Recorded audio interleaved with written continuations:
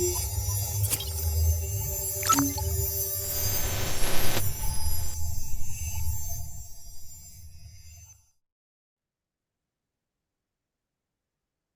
morning, Pat.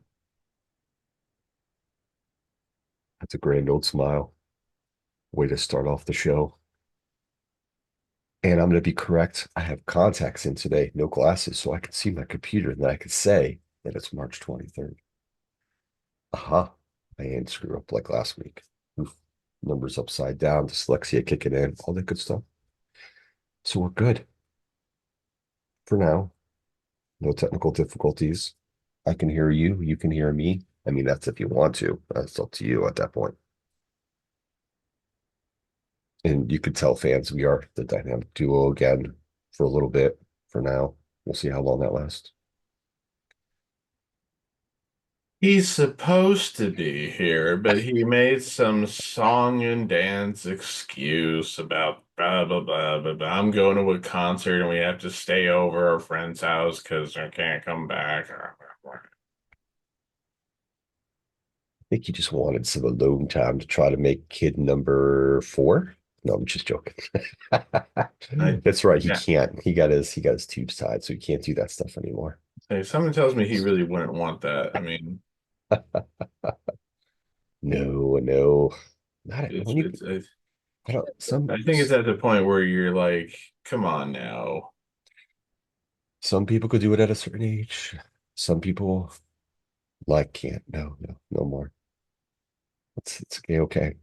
Listen, yeah, it's up. Everyone's different depending on how many kids they want to have. That's fine. I don't know how I would do handling multiple kids in my household.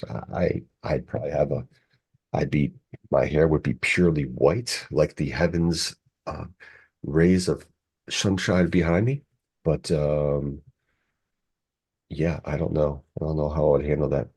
I don't think it'd be good. I'd probably pull all my hair out, be purely white, shave my head. Yeah, it'd be pretty horrible. I guess, maybe.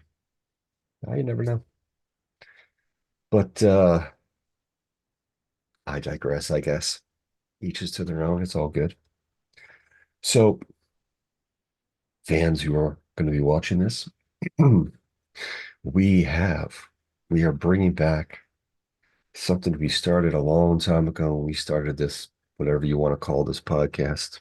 Um, Today, we are doing a route Mount Rushmore, bringing the Mount Rushmore back, and we are doing DC villains. So stay tuned to later in the show as we divulge into who our Mount Rushmore is for that. Who are four. My first three were super easy. Um, but my fourth one was a challenge. I had probably five or six villains on my list to be number four. And I just gotta, I don't want to say I did eeny, meeny, miny, mo to pick number four, but I put some criteria together and kind of just picked the fourth one. Yeah, we'll see. We'll see how it goes. And then what we're going to do is let's see, what did I say we were going to do next? Oh, candy bars. We're going to do, did I say candy bars? Or Mount Rushmore of candy bars, was it? Yeah. I think we had discussed that, yes. Yes, candy bars. And then after that, we're going to do video games. We're not going to do exclusive to like your favorite Xbox or PlayStation or our Mount Rushmore of those. We'll do those later on. We're just going to do a collaboration of video games in general of all time, Mount Rushmore, besides before we break it down per console per se or PC, however you want to go about it. But yeah, stay tuned for those. We're going to get back in the Mount Rushmore habit and start dropping them in as well. But yeah, so let's see what has gone on since last time we were on. As we talked about food a lot, pro wrestling had some hardcore stuff happen. Um, which is always an acquired taste for some these days. And let's see, March Madness has started, and the madness really hasn't been much of much. Yeah, those words made no sense, but they did to me, so that's why I said them. They have not been very not a lot of upsets, but like you said before we got on, there's not a lot of close games, a lot of close games to start with, but then kind of teams blowing the other teams out. for the most part, or taking control at the end of the game. But overall, my bracket's doing a-okay. Day one, I had two losses. Day two, I only had one loss, so that's pretty good. No, or did I have two losses? I have to look. One or two losses, but still pretty good. Four losses. I'll just say four losses in 2 days isn't bad. Um, And I don't pick brackets anymore. yeah, Or at least I I, haven't for the last couple of years because I've really had no reason to. I'm going to say this. My desire to pick brackets has definitely diminished to an extent. I used to have multiple. Like I just did one this year. You know, I put some thought into it to be honest, but not like full-fledged going in, I could say. But you know, I don't know. I just I'm not really into the brackets so much anymore. I just want to watch the games, I guess. I guess I'm just a little bit different in regards to how I want to go about watching the games and whatnot. Me doing a bracket or not doing a bracket doesn't mean I'm gonna watch less of the games. I'm still gonna watch the same amount of games during the tournament. It's not gonna change. But I don't know. It just the whole bracket thing is just not really appealing to me like it used to be for the most part.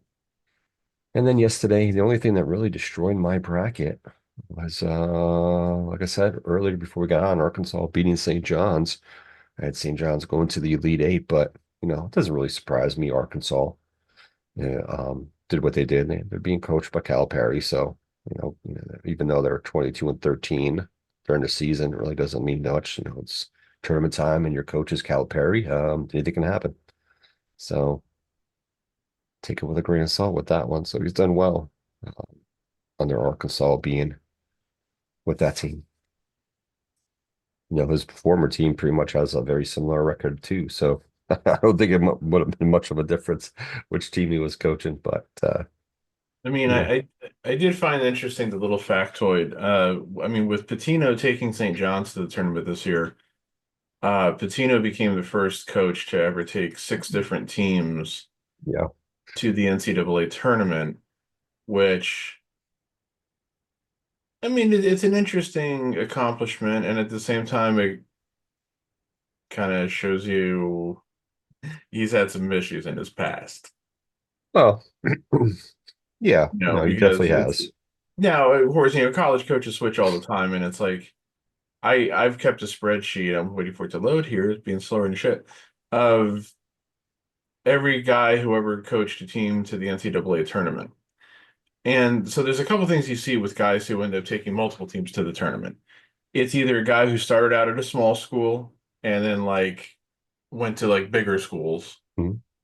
or it's guys that bounced around for, like whatever particular reason. Um, so Patino, oh, got his son. Um, he took Boston University back to the tournament way back in 1983, then Providence in 1987. And that Providence run is what got him noticed by Kentucky. And Kentucky, of course, had sanctions against them in the late 80s. They almost got the death penalty, blah, blah, blah. So he took Kentucky, he was there he went every year from 92 to 97 with Kentucky as the coach. Then, of course, he went and dabbled with the NBA. And he had Yeah. and he had what it was his fairly disastrous, there we go, Celtics run, which of course is, I think, most remembered anymore for Larry Bird is not walking through that door, you know. But Yeah. then, he came back and he went to Louisville and he was, at Louisville, he made the tournament from '03 to '05, '07 to 15 and 17, but then he ran into problems. He, Did he they, win? Did he win the national title with Louisville too? um,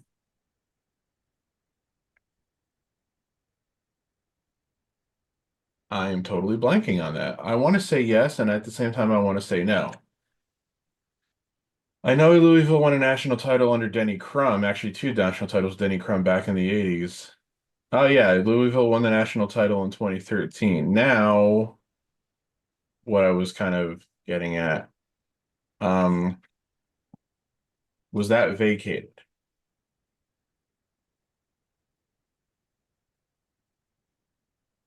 I don't think so. Oh, yep. On February 20th, 2018, the NCAA automatically vacated Louisville's entire tournament run, including its national title, due to a 2015 sex scandal. Although none of the other teams had their runs vacated by NCAA staff, this meant that in effect the entire tournament was deemed null and void with no national champion team crowned for the year. Look, okay, I understand giving sanctions, but to go then and basically say, oh, it didn't actually happen, that always pisses me off to no end.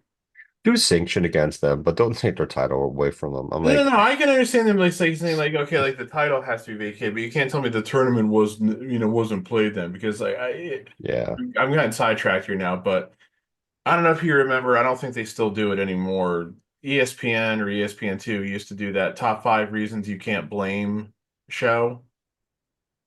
yeah, we've seen that. So they did one on like top five reasons you can't blame Chris Webber for Michigan losing the 1993 NCAA national title game to North Carolina, the one where he infamously called the timeout that the team didn't have.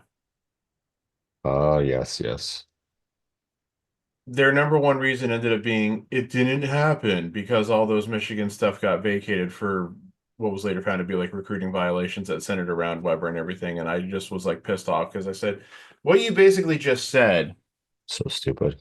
is that Carolina deserves no credit for winning the game. Because I think everybody didn't think Carolina stood, even though Carolina was a one seed that year and so was Michigan. I don't think anybody really thought Carolina could beat the Fab Five because, for one thing, those two teams had played earlier that season, and I believe the Maui Invitational, and Michigan won a close game in the final. So I think a lot of people thought it was kind of a foregone conclusion Michigan was going to win, and then Yeah. Carolina beat them. We had the VHS tape, of like commemorating, the tournament run because, you always buy those things when your team wins.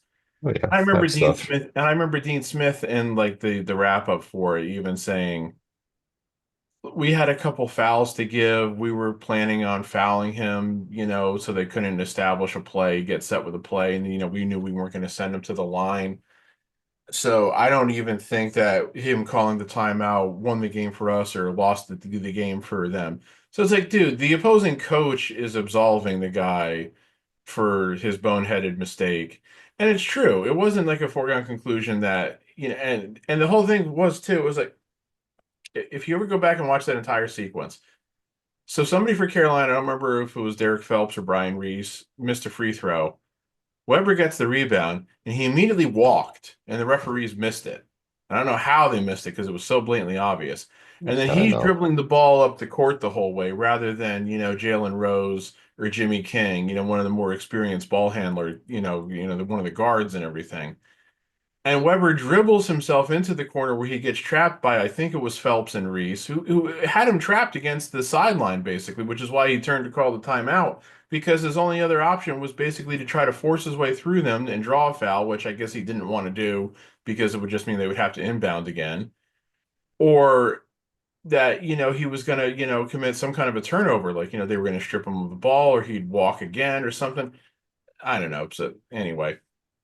But so yeah, Patino went to Louisville. Then he got resurrected by Iona, and he went to the tournament with Iona in 2021 and 2023, and then he took St. John's back to the tournament this year. Mhm. So six teams. He's became the first coach to ever take six different teams to the tournament. Lon Kruger had also previously taken five different teams to the tournament. So Patino kind of broke that record as it will. With Arkansas beating St. John's yesterday, Calipari. Oh, okay. I misread this. I thought for sure I saw something yesterday that said Calipari became the first coach to take four different teams to the Sweet 16 because Calipari previously gotten there with UMass, Memphis, and Kentucky, and now with Arkansas. But no, the aforementioned Lon Kruger also did take four teams to the Sweet 16: Florida, Kansas State, Oklahoma, and UNLV. The difference, of course, between Patino, Calipari, and Lon Kruger is that Patino and Calipari won national championships, and Lon Kruger never did. Yeah, they never did. So, damn it, because I misread something or somebody reported something wrong yesterday, my little factoid was not as interesting as I was hoping it was going to be. It's still a factoid. Don't worry. It's all good. Son of a bitch! No, Gotta, but yeah, gotta get that fact checking down.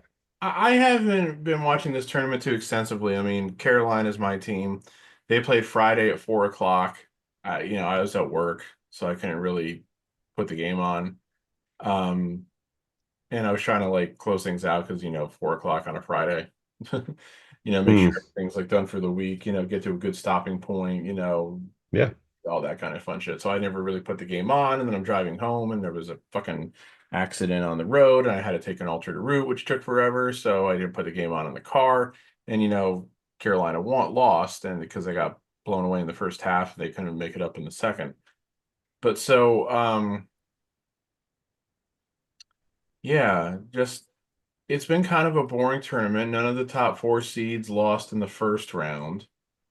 Mm. Now a couple of them have lost now in the second round yesterday because Wisconsin lost. They were 3 seed. Texas A&M lost. They were a 4 seed, but they lost a 5 seed Michigan. To me, a 5 seed beating a 4 seed in the second round is the same as a 9 seed beating an 8 seed in the first round. I don't consider it an upset. Yeah, not really. No, Yeah. those games are kind of like washes to me. Yeah, and then but you did have like a 10 seed beating a 2 seed, but like I Yeah. said before we got on the air, yeah, but it was a 10 seed from the SEC, so it's like I don't know how much of an underdog you really, want to say. And then today For we've as got a couple. dominant the SEC was this year, yeah, it's not really they're not really much of an underdog. Yeah, yeah. And then today we've only got two double-digit seeds playing. You got 12 seed Colorado State playing 4 seed Maryland, and you got 10 seed New Mexico playing second seed Michigan State. Um, Now the irony there is, um, who coaches New Mexico? I have no clue. Richard Pitino, Oh God. Rick Pitino's son. Wouldn't it be funny if he won today? If his New Mexico Lobos upset Sparty, that's who they're playing Michigan State, and he got further in the tournament than his dad did. Hey, it could happen. Well, because Richard Pitino, he's New Mexico. I don't know if it's his second team that he's ever coached, but it's the second team he's taken to the tournament. He's taken New Mexico to the tournament um, last year and this year. He previously took Minnesota to the tournament in 2017 and Mm. 2019. So let me look up Rick Pitino real quick. So 17, 19, and last year. I think Colorado State has a chance to beat Maryland, the 12-4, but the They could, Lobos yeah. beating Michigan State. They have a chance, but I'm not seeing it for the most part. So this year is only the second year that the two Patinos have been in the tournament at the same time because 2019 and 2024, Rick Pitino did not have a team in the NCAA tournament. So in 2017, Rick Pitino was still coaching Louisville and Richard Pitino was still coaching Minnesota. Let's go back to 2017 real quick. Yeah, because the father was coaching in Greece for a couple years. I'm looking Louisville, Minnesota, Louisville, Minnesota, Louisville, Minnesota, Louisville, Minnesota, Louisville, Minnesota. Louisville was a 2 seed that year. They beat 15 seed Jacksonville State in the first round and then got upset by 7 seed Michigan in the second round. And that was his last year taking Louisville to the tournament. Um, where the hell was Minnesota? I didn't see them. Oh, Minnesota was a 5 seed and got upset by 12th seed Middle Tennessee in the first round. Oof. Dude. Hmm. I mean, that was just as well because the best Minnesota could have done for themselves that year, they would have beaten 4th seed Butler in the second round, but then they would have lost to the eventual national champion North Carolina Tar Heels in the Sweet 16. Anyway, so yes, go Richard Pitino, beat Sparty, get farther in the tournament than your father. You can call him up after the game and say, "My team got further than you did. My team got further than you did." In the exact same scenario, a 10 beat a 2 seed. And there's Patch Childish slide right there for you I was gonna folks. say, I'm sure that's exactly how the call will go. I have a sixth sense about these sort of things. Oh, do you now? Okay. Okay. Yes, it's a sense. It is a sixth sense, and I don't see dead people. Oh, I was going to ask you that part. Do you? Do you not? Wasn't sure. Look, if I saw dead people, I would just be looking at them going, why me? You'd be like, please pick somebody else. I didn't ask for this. I'm not a crusader. Nobody's gonna believe me, so Too funny. Too funny. It's all good. You were the oh, chosen one. what a Okay, go. oh, Oh, oh, what? oh. Are you about to come? What are you doing? What's these O's for? Well, no, I clicked on an article about the NCAA wrestling championships Ah, that yes. ESPN opened There was an because I upset saw yesterday.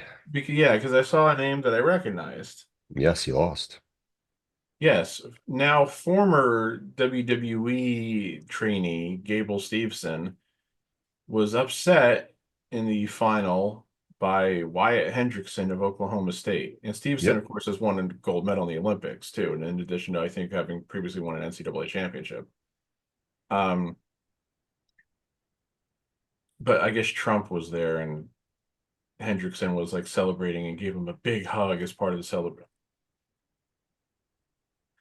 How much did it cost that for Trump to go to that? Because he's just got to show up at all these fucking sporting events. All right, I'm going to just stop that right there before I go off on a goddamn rant. Yes, yes, you should.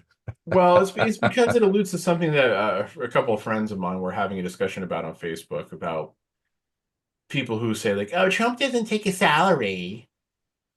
It's like, you know how much it costs him when he goes off on these "I need all the adulation and praise," publicity stunts of going to the Super Bowl and every other goddamn thing. That costs you fucking money, asshole. Yes, it does. So, yeah. Anyway, but yeah, so I'm just and Penn State won another team Yes. national championship. They've become this like dynasty thanks to Cale Sanderson.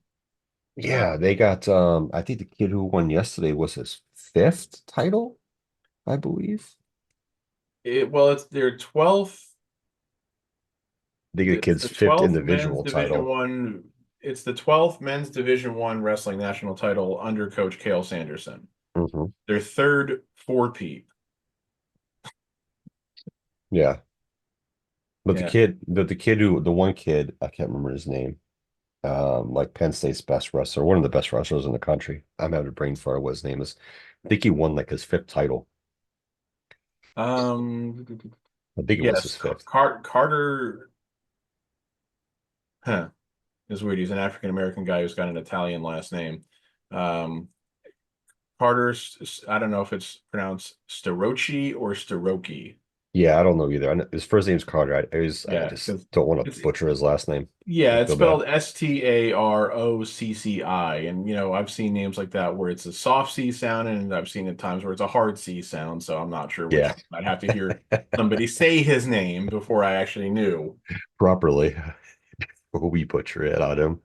Yeah, Yeah, he's a so good. like I said, He's a good Staroki or wrestler. Starochi, or I guess Starokshi. No, that would Starokshi. That wouldn't work.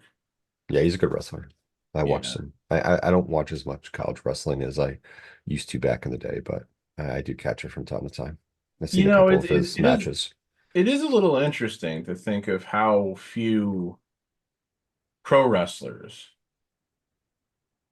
do actually come from like collegiate wrestling. I mean, we had, of course, Kurt Angle and Brock Lesnar and Shelton Benjamin and, Hmm. some guys like that.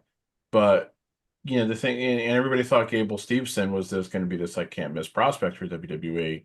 But when they like cut off ties with him there sometime in the last year or so, I think, Chad uh, Gable as well. the overwhelming story, I guess if you want to call it that, was he didn't get it or he wasn't acclimating to pro wrestling. You know, Yeah, I mean, there's some parts of it that are challenging, like the promos and doing some of the other stuff, the selling. So some of that stuff it probably just wasn't clicking for him, or he just struggled with, no matter how hard he worked. So, yeah, it's one of those things. it is, and also because it's like there's still there's been a lot of stories recently with since she's come back about what was going on with Jade Cargill. As Mhm. far as her work and this, that, and the other thing, this controversy with Shayna Baszler. You guys can look up all the details. I'm not going to rehash every one. But I have seen stories about her in the past that says that like that she doesn't get it either in the sense, those rumors, of course, we Yes. don't really know for sure, but that she doesn't seem to like be able to remember spots or that she doesn't have like the ability to like call it on the fly kind of stuff. With stuff that seems like more mental and again, we don't know. And I certainly don't want to sit here and accuse her of being dumb or something like that because Yeah, yeah. I don't know if I could get in there and remember every spot in a goddamn wrestling match either. So Yeah, that's a challenging part right there. yeah. Um, but it is something that you sometimes hear. And it's like, yeah, if somebody can't, if somebody isn't going to be able to remember spots and can't like work it on the fly, then you're not going to be very successful. I mean, also reminds me of a story about the Yeah. very famous SummerSlam 1992 match between Bret Hart and Davey Boy Smith. Bret's told the story how he worked out all these like spots with Davey Boy like weeks in advance, and then like Davey Boy like was off doing shit, and Bret couldn't get a hold of him to like kind of like go over him, reinforce them, what have you. Yep. And Bret says that like they're in the ring at Wembley, like 2 or 3 minutes into the match, and Davey Boy whispers to Bret, "I can't remember anything," or something like that. And somehow, though, they still put on a match which a lot of people rank as one of the greatest of all time. So that It goes to was show. it was a So great match. Davey Boy may not have been able to remember the spots and everything, but Bret almost certainly did because Bret was very meticulous and knew what he wanted to do. Yeah. But it also goes to show what caliber of workers they were. Because, Bret Hart, again, I doubt there's very few people he could not have a good match with, Goldberg notwithstanding. Uh, sorry, I had to get that one in there. Uh, But Davey Boy could also, of course, work in the ring when he was properly motivated. And he hadn't really lost his motivation by that point in time. So, um, if Brett was like calling stuff like, okay, do this, Davey Boy could still execute it. There was still that one spot in that match where I don't, it must have been Brett was did like the over the top rope leap to the outside onto Davey Boy, and Davey okay. Boy didn't really really properly didn't wasn't like ready to properly catch him, and Brett kind of almost like went over top of him, was going to go into the barricade, but he quick kind of like grabbed Davy Boy kind of like by like the head or neck and made it look like as if he was doing like a reverse bulldog. It was you kind of remember that spot. It looks weird, when you see it on the replay, you can tell that yeah, that did not go exactly as it was supposed to go. No, and that happens, live matches, you don't get retakes, so it's challenging. It's very challenging Yeah, to be spot yeah. See, on all the time. that's the thing too. A lot of guys who came from say like the NWA, like Jim Crockett, you always heard them say about how like live wrestling was totally different for them. Because there was back in those days, there was no live television. The Saturday shows were pre-taped. Yeah. They were like live in studio, but they weren't live to air, so they could cut stuff out if they needed to. Yep. Um, House shows, of course, weren't televised, and that's where they still made the bulk of their money because pay-per-view was still only a couple times a year and everything. Yep. So it was a much different beast. Yeah. Oh yeah, definitely. Definitely. So, which is also funny, speaking of like live and everything. So I didn't hear about this until I was listening to Jim Cornette's most recent podcast where he was reviewing last week's SmackDown, the one where they were in whichever European city they were in last Friday. I don't remember already. Oh, They've yes. been to Okay. different cities now, the last, three shows here, but Heyman had his little promo in the ring where he was hyping up the confrontation that we saw this past Friday between Punk, Rollins, and Reigns. I guess he said something that got cut from the US broadcast since it did not air live in the United States. It aired at its normal time at 8 o'clock Eastern time. When Oh, he was okay. oh, okay, yeah, they were in Barcelona, and he was telling Oh, how that's right. this past week's show was going to be in Bologna, Italy, not Bologna, Bologna. Um, and he was saying to like all like the fans of Barcelona, oh, you'll be able to see the confrontation. All you got to do is go buy a ticket on Cheapo Airlines and go over to Italy, and But I guess he also said it's not like Mussolini is at the border preventing you from coming in. And that little bit apparently got cut from the US version. Oh God, that's hilarious. And I'm like, well, I think it's pretty easy to understand why that line got cut from the US version Yeah, pretty much. because of what our current immigration policies in this country have turned to be lately. So, um, somebody from WWE, whether it's Triple H or somebody else, just made the call. Yeah, let's just cut that out because it's really not necessary and we don't really need that kind of attention. Yeah, yeah, I understand. Paul Heyman likes to draw that fine line of stuff in his promos and what he's about to say. Yeah, and Paul Heyman, if I'm not mistaken, is more on the liberal side of political issues. A little One, bit, yeah. you probably one of not very many. The wrestling business, I think, unfortunately, like a lot of sports, is generally more conservative. I say unfortunately because I'm a liberal, deal with it. Uh, but it's like I guess even aside if they didn't interpret as that, they probably said, well, let's just not have that Mussolini reference in there, Yeah, yeah, something in you regards know. to it. So um, yeah, You know what? I didn't watch SmackDown. I watched last week's. I didn't really watch this past week's, which was funny since they were both essentially on tape delay. Yeah, Like yeah. last week, I totally avoided reading the spoilers, but this past Friday, I think I said, you know what? I don't know if I feel like sitting there for all 3 hours and actually watching it. So I read the spoilers. I had the show on, but I was on the phone with my dad for a while, so I didn't have the sound on. So like, I need to go back and really rewatch that split screen between Tiffany and Charlotte because I guess they were doing some of the blurred line stuff. Right, like Tiffany outright said to Charlotte something about like, you cool off every hot person you work with, which is, an internet criticism of Charlotte. Um, I watched, of course, the Punk Rollins Reigns stuff at the end because that seemed like the only part of the show that I really absolutely had to watch. Yeah, I mean, I didn't watch the show because basketball was first. So Yeah.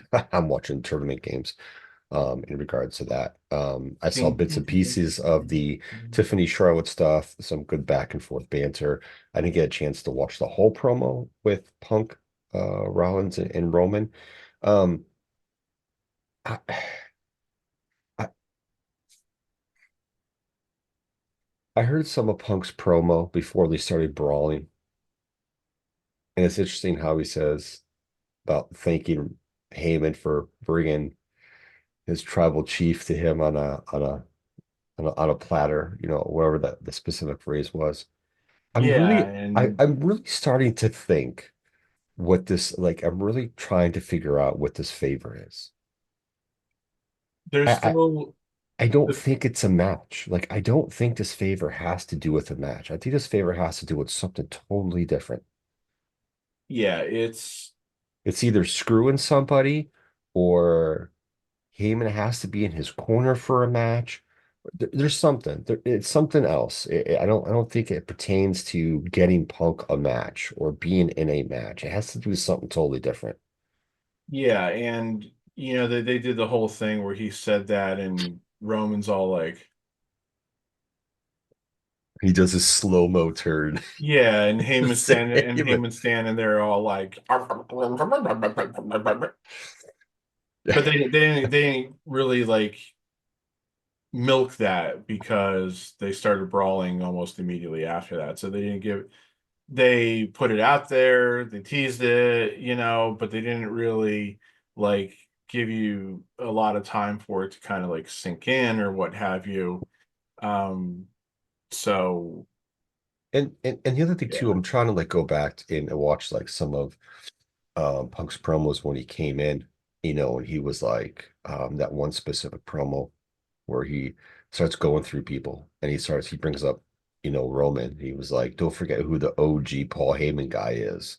And just trying to like just I don't know if I'm reaching for straws or what, but just trying to find something because they always foreshadow. Like these promos are always foreshadowing something. are throwing some hints out there of what could happen in the future or what might happen down the line. Right. So this they They tease things endlessly in the sense that, hey, this is something we could do, even if they never really intend to do it, or they don't yes. know if they're going to do it. They'll still tease it. And the thing about it is I feel like the whole year of 2024 going into 2025, that's been one of like WWE's biggest things that I think they've done well is they've had these guys cut promos and they've teased other shit. Like, hey, we could do this. Hey, we could do that. Like, and I think it kind of like intensified around October, November with a lot of these promos and got more prevalent in regards to like the teases and what could be or the what if scenarios. And they've done a really good job in regards to doing that with a lot of the promos. So it's like, man, like, what is this favor? Like, it really has me thinking. Like, I just don't think it has to do with like your favor is I want to match with Roman for X, Y, and Z. I really think this might be something where Heyman's going to have to do something. Like I have a feeling this has to do with Heyman doing something as the favor to Punk, and I'm just not sure what it could be. Yeah. Screwing Roman over, realigning back with Punk. I don't know. I don't. I don't know. You see, what's also funny about all that is, you mentioned about how when Punk said, "Don't forget who the OG Paul Heyman guy is." Brock, is that you? But I mean, so I'm just saying that's something that obviously that's not the way Punk meant it, but that is something that they could have like used at some point if they wanted to. But it sounds like at this point, it sounds like Brock ain't ever coming back. Yeah, see the whole people keep bringing up Brock, and I was like, listen, like I understand the legal allegations what with McMahon and wherever that stands, what's been dismissed, whatever, whatever, whatever. But when it comes to Brock, that's a totally different thing with the text messages and all that shit. So totally different. That's another situation.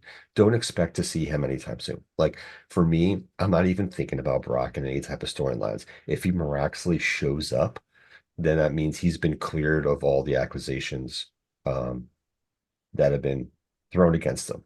Right. So, and that's all squared away. But at the same time, like people keep throwing that out there. I'm not even thinking about Brock, unfortunately, because he's really not part of anything right now. He could, you think about it, Punk's back, you know, Paul Heyman having three of his three of his top guys. And you think about it, like Paul Heyman's like his career and the people he's worked with and the people he's managed and the amount of titles and the reigns, the endless days of being a champion. Like that's kind of crazy if you like really think about it. Like between Punk, Brock, and Roman, how many titles they've won, with him as their with Heyman as their manager and the amount of time they've held those titles. It's just the accomplishments is kind of crazy in regards to that if you really think about it. Yep. Um, so yeah, throwing a third man in there would spice things up, but unfortunately, that's not what we have. So we have what we have right now, which looks to be that we are really going to get the triple threat match between Punk, Roman, and Rollins at WrestleMania. The question is who wins that match? Like, who needs to win that match? Like, I don't know who needs to win. It, it That's one of the reasons why I still can't really, why like fundamentally, it's like I don't really see the does it. point of them doing this because it's like I don't think any of them need to win it. No, I don't think any of them are hurt by losing. no. Neither one Um, of them are hurt by losing. I don't think anyone really gains anything by winning. right, because there's no stakes unless they go and decide to add stakes to it, which I can't really see them doing either. And I think it's funny. And the other thing is kind of like, does, and then the other thing is this, who takes the pin? Who takes the pin in that match? Yep. Because Punk has already made the comment, you guys have never been able to beat me um, by yourselves. So, or whatever that whole thing was. And he has a winning record against the Shield, I think, and as far as singles matches. So, collectively. So it's kind of Yeah, like it's who? it's a good thing that he wasn't, cutting that promo on Hulk Hogan, saying you can never beat me. Oh, yes, yes. Because if you remember this, the self-destruction of the Ultimate Warrior DVD, where they were talking about when Warrior showed up in WCW and he went on that long-winded promo that took forever. God. He was talking about how, like, you never beat me. And Hogan was like, well, why would, the DVD's like, well, why would anybody want to buy a ticket? And I was like, it's Hogan being Yeah, Hogan. So, of course. Yeah, it's just who wins? Who needs to win? Who's going to take the pin? What role is Heyman going to play? Do you use your favorite then when it comes to Heyman? I don't know. I don't. I think the Heyman favor has to do. You can't use it during a triple threat match at Mania. I know it's Mania, but I don't well, think it no, could be something. no DQ because it's triple threat. So, Of course, I mm. know. It's just, yeah, I don't know. I just really don't know what this is. Yeah, I Uh, mean that is in a lot of ways going to be the thing that's going to kind of keep me guessing the most because I feel fairly confident that Cena's going to beat Cody. I feel fairly confident that Jay is going to beat Gunther. I feel fairly confident that Charlotte's going to beat Tiffany. Um, the presumably triple threat match, but for the other main women's title, um, I that's one I really don't know. That's kind of a toss up to me. I don't know who's going to win that. Yeah. Um, Priest McIntyre. I see I'm McIntyre gonna I'm winning. gonna I'm gonna say McIntyre has to win that one. No offense to Priest. Owens Orton. To me, I think Orton might win, but Owen should win. That's what I was gonna say. I think Orton's going to win, but I think Owens should win. Um, what other big match are they setting up? Well, they haven't really said if they're doing Jade Naomi.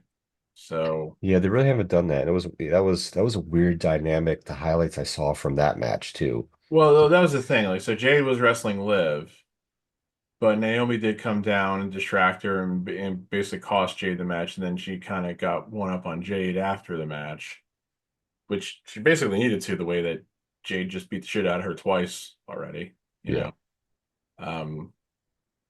I feel like there's another fairly big match they're heading us towards that I'm not remembering. I feel And I don't mean AJ Styles, Logan Paul. Breaker. No, because they haven't really. I mean, they made it. That's how Raw went off the air with like Braun retaining the Intercontinental title, and they were teasing a match with him and Penta, but I don't know if that's going to be on WrestleMania. God, I feel like there is one missing, and I can't figure out what it is either. Like, I'm having a brain fart here. I don't think it's another women's match, not a tag title match. Yeah, I don't know what they're doing with the men's Yeah, tag I titles can't. either. Yeah. So yeah, yeah, We yeah. have we have how many weeks till Mania now? We're down to four. 4 weeks. 4 weeks till Mania. And I'll be here about 40. I know it. Yeah. And out of those 4 weeks, what 3 weeks are really more prominent in regards to finishing up what the cards are going to be for both nights? Yep.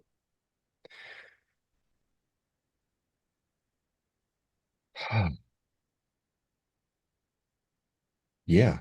Um, uh, hmm. Now the other question is, are they going to, we've seen these I don't know, these little promos showing like two new people showing up, one with the number four, who people think is Malachi Black. This is gonna happen before Mania or after Mania. And I then definitely would not bring Malachi Black back before WrestleMania. neither would I.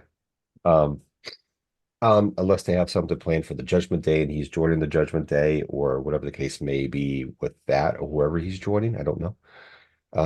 My The other, only concern with him potentially coming back and joining the Judgment Day, and if they were to do that, it would feel pretty obvious like that Finn would be broken off. yes, Um, just please don't make it into a big supernatural thing with him. Just can we not with the supernatural shit, especially because I don't know exactly what they're gonna do with the Wyatt Six when they come back, which And Alexa, because Alexa Bliss right, has there's been this whole kind big thing of now that like that Alexa's off TV again now, and they're gonna do something with her in the Wyatt Six, but they're not gonna do that until after WrestleMania, which again I understand. I still don't really understand again what necessarily it is you're going to do. don't have you already have a supernatural But right, I'm entity. saying like you like the Wyatt Six still borders on the supernatural shit, so I don't need So we yes, don't need it, don't and you they're don't on look SmackDown right twice. now, so that's fine. We don't need supernatural shit on Raw too, just because there's a supernatural thing going on Dark SmackDown. darkness is one thing, but don't go the supernatural route. Right, and the whole thing is, if you remember, Judgment Day was originally formed with Edge and Priest and Rhea, and supposedly the reason why Edge why it didn't last very long and they turned on Edge after like Balor joined with them was because Edge wasn't into doing the supernatural type stuff where they were seemingly going with it. And so like they dropped him from it and then he left and everything. And then the funny thing is they pretty much did drop the supernatural shit then. Yeah, yeah, they did. More of a goth hardcore stuff, which that's fine. The goth hardcore stuff is fine. I'm fine with it being in that manner, but not the supernatural. We don't, it's too much supernatural. Don't need to go that route. And Yeah, then I mean that's much different than yeah. And then the other promo we've oh been Christ, seeing my is, fucking eye. seeing is the what's the word I'm looking for? God, I have brain farts of words I want to use. The arrival, God, of Phoenix to join WWE. Is he going to show up before Mania or after Mania? Right. It Is sounds is too he going to like tag with his brother, or are they going to keep him as singles wrestlers for a little bit before they put them together as a tag team? well, that's the thing. They've been teasing the Phoenix stuff only on SmackDown. I believe so, yes. Yeah, so I would say they're going to be separate for at least a little while Maybe until until they do the a draft draft. again. Yeah. Yeah. Because that's the thing. AJ and I were discussing this. It was mostly his point. I was just kind of listening. I can't say I disagree with him though. Um, Raw's tag team scene is pretty bleh right It's now. it's it's bad. It's So not good. it was like, why wouldn't you put them together and maybe have them, help elevate the Raw tag team division right now? But at the same time, I kind of understand why. I think they're trying to say, we've gotten Penta a little bit over with the crowd here and everything. Maybe, let him see if he can be a singles wrestler at And first. that's I mean, he's been a singles wrestler in the past. So it's not new to him. It's just a matter of, the promos. It's understandable. You Yeah, know, he's his got to be his able to cut the goddamn promos, motherfucker. his, English being his second language, the promos are not going to be for the English crowd, not going to be all that great. They're going to be average, but They he'll be haven't been able. terrible so far, No, from what I've heard. I mean, the none problem of it been is that it bad. seems like most every time that they've stuck the microphone in his face, it's been right after a match. Yeah, I know. I don't know why I keep doing that to him. But It's bad. It's bad. It's bad enough trying to sticking a microphone in the face of somebody when they've just completed a match and have them like trying to cut a promo. It's a lot worse when you're doing it to somebody whose English is the second language. yeah. I mean, the thing about it is for him, it's going to be one of those things where he's going to have to like flip flop back and forth between when he's cutting a promo, English to Spanish, because, he'll be able to get his true promo over in around Yeah, that aspect. yeah, So, I mean, we'll see. I've seen him as a singles career because I watched all 4 years of Lucha Underground, and he did some tag stuff, but he did a lot of singles wrestling, which he was good. But then again, you know that was a different setup. He cut promos in Spanish, did a little English here and there, so it's a little dynamic. And Phoenix was also a singles wrestler in Lucha. His English I think is better than his brother's, but I don't have a real issue with them being a singles wrestlers to begin with, but at some point before the year's out, they need to put them as the Lucha Brothers and put the tag belts on them, at least in the Raw tag titles. And to be honest with you, I brought this up to AJ as well the other day. I was like, to be honest, the way the tag division is in WWE, why not just merge the belts? Just have one set of tag belts. Because if you look at, unless they build up the Raw, they do something with the draft and you make both shows equal with the tag titles. If you have one that's stacked heavy and one that's not, then what are you really doing? You're not doing much. And at that point, it's just kind of like, let's just have one set of titles and these are your top six. You have your champion, and here's your next six or seven um, contenders for the titles, and go that route and do something. Otherwise, I just feel like you're not really establishing that tag division properly the way you should be.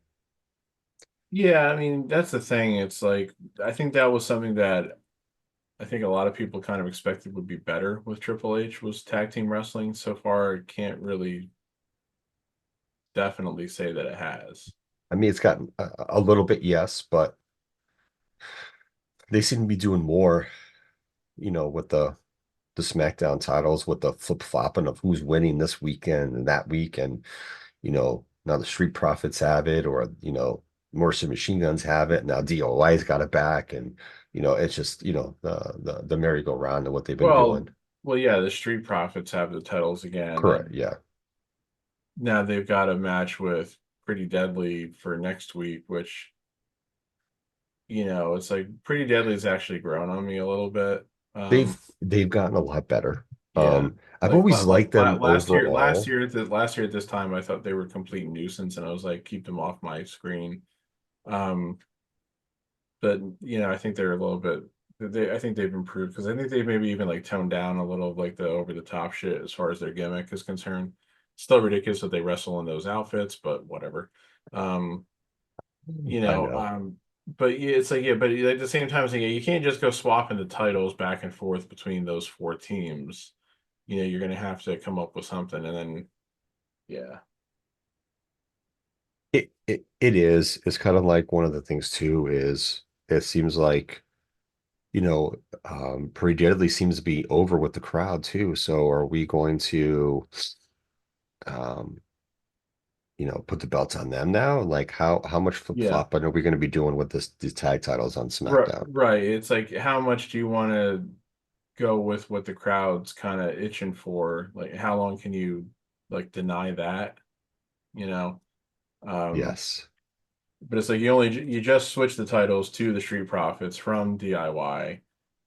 So yeah, you're walking a fine line here with this shit again. So um correct. yeah. So it's kind of like, what are we going to do here with the titles? I mean, Yeah, I mean, the tag division is fine, but just on SmackDown, but because just don't get too crazy with the flip-flopping. yeah, where I am right now with the Raw Nitro rewatch, we're in like late May, early June of 2000, and I think the WCW World Title has changed hands like 8 times in like the last 8 weeks Oh God, of the really? show. Yeah, this was the whole thing where it was like so when Sid had held the title for a couple of months. Then they did the whole big Millionaires Club, New Blood reboot. Sid was stripped of the title.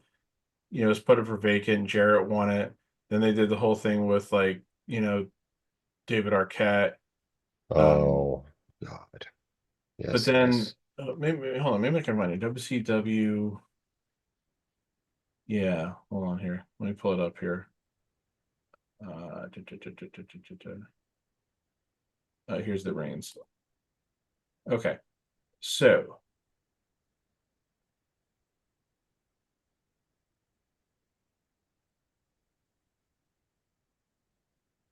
all right, actually, well, you know what? Just as a footnote too, because this was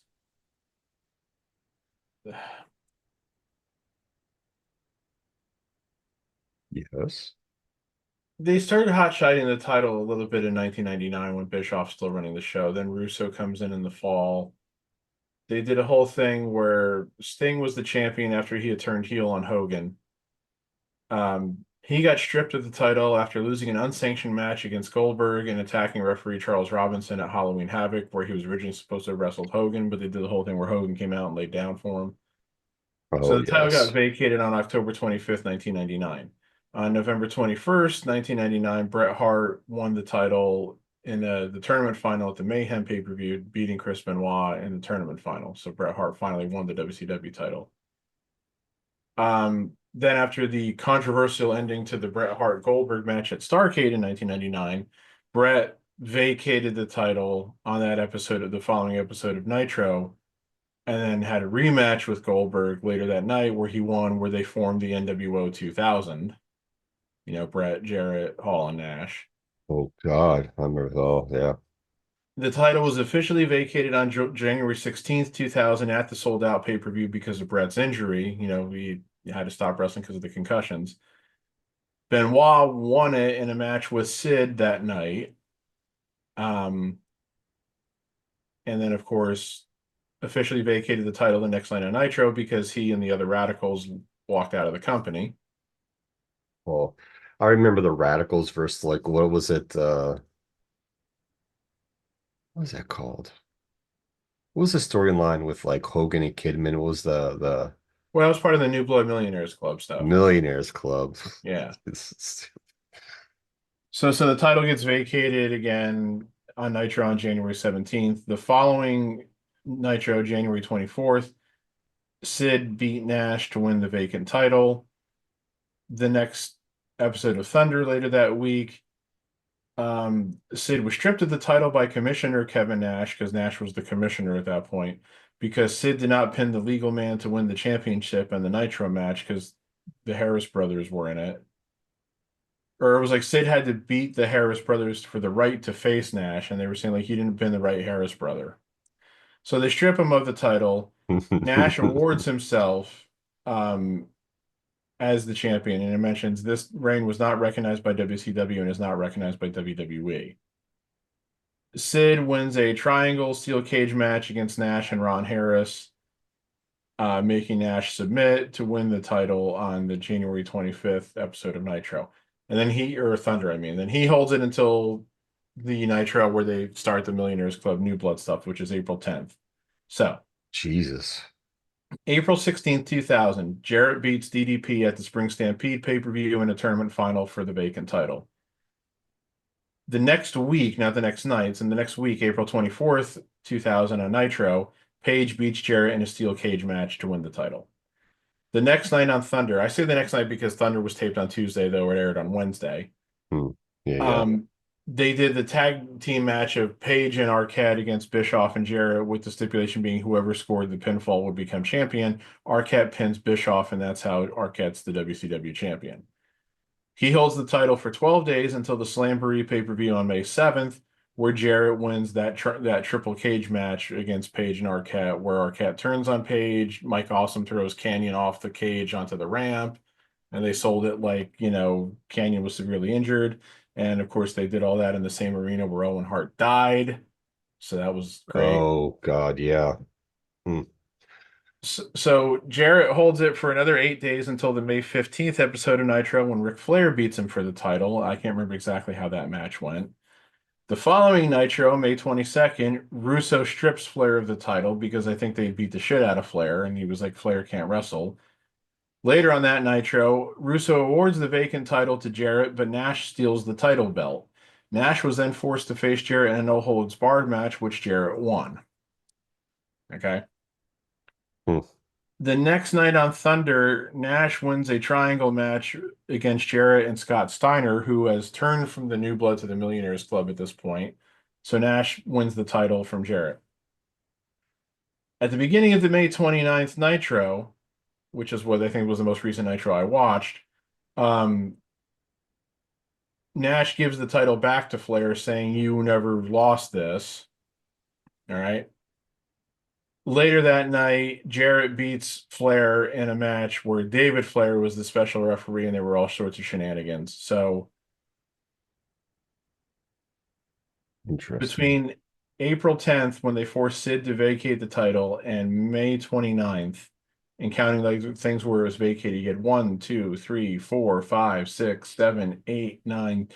10 title changes in the span of a month and a half. That's literally fucking ridiculous. Well, That's insane, dude. it's gonna sound probably a little unfair because he wasn't completely running the show, but I'm gonna just that's all that's Russo. Yeah, I'm sorry. That's Yeah, Russo. 100%. Yeah. Now, after this, the good thing is that Jarrett holds on to the title for a month and a half until he loses it in that impromptu match to Booker T at the Bash at the Beach after the whole Hogan debacle that happened earlier. Uh, And then the title changes kind of slowed down for the rest of the time the company was open. Booker T held it for about 2 months, lost it to Nash, who held it for about a month, lost it to Booker T, who held it for a week when he lost it to Russo and that ridiculous shit. Russo vacated the title just for Booker T to win it back. Booker T holds the title for about 2 months before losing it to Scott Steiner, who holds it for basically the rest of the time the company is in business until he drops it to Booker T on the last Nitro. Yeah. oh, You understood why they were doing that, though, of course, on the last Nitro, because Steiner was one of those guys who wasn't going to accept a buyout of his contract to go back to WWE. In retrospect, maybe he should have. Um, and Booker T was a guy who probably was going to go to WWE because his contract wasn't super expensive and he was also like young enough and blah blah blah. yeah. He was a guy who still had most of his career ahead of him. Yeah. Oh, yeah. Definitely. Definitely for sure. You can understand some of the points where some of them didn't want to buy out because they were getting, uh, if they took the buyout, they were getting less money. And at Well, that yeah, I point, those mean, guys just wanted they just were like, no, I'm sticking with my money, and then we'll see what happens from there. yeah, I mean, look, obviously it would have been great if these guys had gone to do a proper invasion and everything. If you had Hogan, Hall, Nash, Flair, Steiner, Sting, Page, Luger, you know, most of it's like with the exception of Sting and Luger, it's like all those guys did eventually go at some point. Like Page was there for the invasion, but they turned him into the Stalker, which sucked. Um, Booker T was there, but like nobody else was. They tried to bring Bagwell in, but he pissed everybody off within about a week and they fired him. Flair shows up right after the invasion ends. Hall, Hogan, and Nash come in a couple months later. Yeah, Um, Mysterio comes in later in 2002. Steiner shows up at the end of 2002, beginning of 2003. Goldberg doesn't come in until the night after WrestleMania 2003. Sting and Luger never do. Well, Sting eventually does, but a way decade and a later half on. later, yeah, Yeah. Luger never went back. Yeah. So, but yeah, it's like it's April 2001. Let's say you're under contract for these are theoretical numbers. I have no idea what anybody's actual contract was at the time. Let's say you're under contract for 2 more years, guaranteed at $3 million per year, and your option is sit at home and collect. You get paid $3 million a year for 2 years to do nothing, or accept a buyout for pennies on the dollar, a quarter on the dollar, 50 cents on the dollar, whatever the buyout was that they were offering, and then have to go work for WWE for probably not as much money as what your guaranteed contract was, even adding in whatever buyout money you got. And again, you actually have to work, you have to go back on the road, you have to do the WWE schedule, which was still pretty grueling at the time. They were still Yeah. running more house shows than they do now and everything. Dude, it's kind of a no-brainer, Yeah. No, I you know. understand. Unless you got really bored, but at that point, you could always theoretically like call up WWE and say, "Hey, would you bring me in now if I was free now?" And then if they say yes, they'd be like, "Okay, let me call and see if I can still get a buyout and I can be free." The thing about it is, though, I think some of those guys who didn't take the buyout, um, they some sat at home, but some did indie work too. Yeah, it was hard to tell sometimes. So it's very interesting to see what the contract. because here's the thing. Maybe the language was such that, like, other promotions weren't the concern. It was just WWE or something. I don't know. Yeah, because that's what I wanted. And here's your other thing though. Like this company is no longer existed. It was bought by the competitor. So, you know, Time Warner was still paying the contracts for the guys who didn't take the buyout. But Yeah, at because this, because the contracts, I think what it was is they were with Time Warner. They yeah, weren't with WCW, and was like when WWF, it was still WWF, purchased WCW. They were mostly buying the tape library, the trademarks, yeah, the intellectual property, but not like the contracts. There were some guys that they took. They were all like the younger and cheaper guys. It was like Lance Storm and Mike Awesome. It was Chavo yeah. Guerrero. It was Stacy Keibler, I think, was part of it. It was the Natural Born Thrillers guys. It was like the guys who did show up for like the invasion, essentially. So my And question unfortunately, is, it was nobody was even close to the main event. so my question is, and maybe I'm just wrong on this for thinking this, but my question is this: your contract is with Time Warner. I want to know, I guess it has to do with the language because in just me thinking, you have a contract with Time Warner to be a professional wrestler for a company that does not exist anymore. Why? And I know that some of them went and worked the independents because they wanted to keep wrestling. And I don't think they had any issues with their contract, but who's to say they couldn't just wrestle for Vince for free as they're still getting paid by Time Warner, unless there was language in there saying they couldn't? But then at the same time, what would that really, what kind of language would be in there that would prevent them from wrestling with WWE? Because they're not going to know that a company is going to go down under at Yeah, some point. yeah. So I'm not sure how those contracts are written again, because the whole corporate structure of WCW and everything involving like Time Warner and everything was just so messed up, really, when you think about it. It was so like this way and that way that, yeah, I don't know.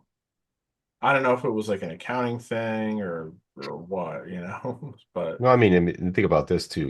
When WCW was selling all those VHS tapes and the DVDs for all their pay-per-views and all that stuff, the profits they were making and the revenue they were making off that wasn't being listed under WCW. It was being listed under the Time or Warner Brothers movie section.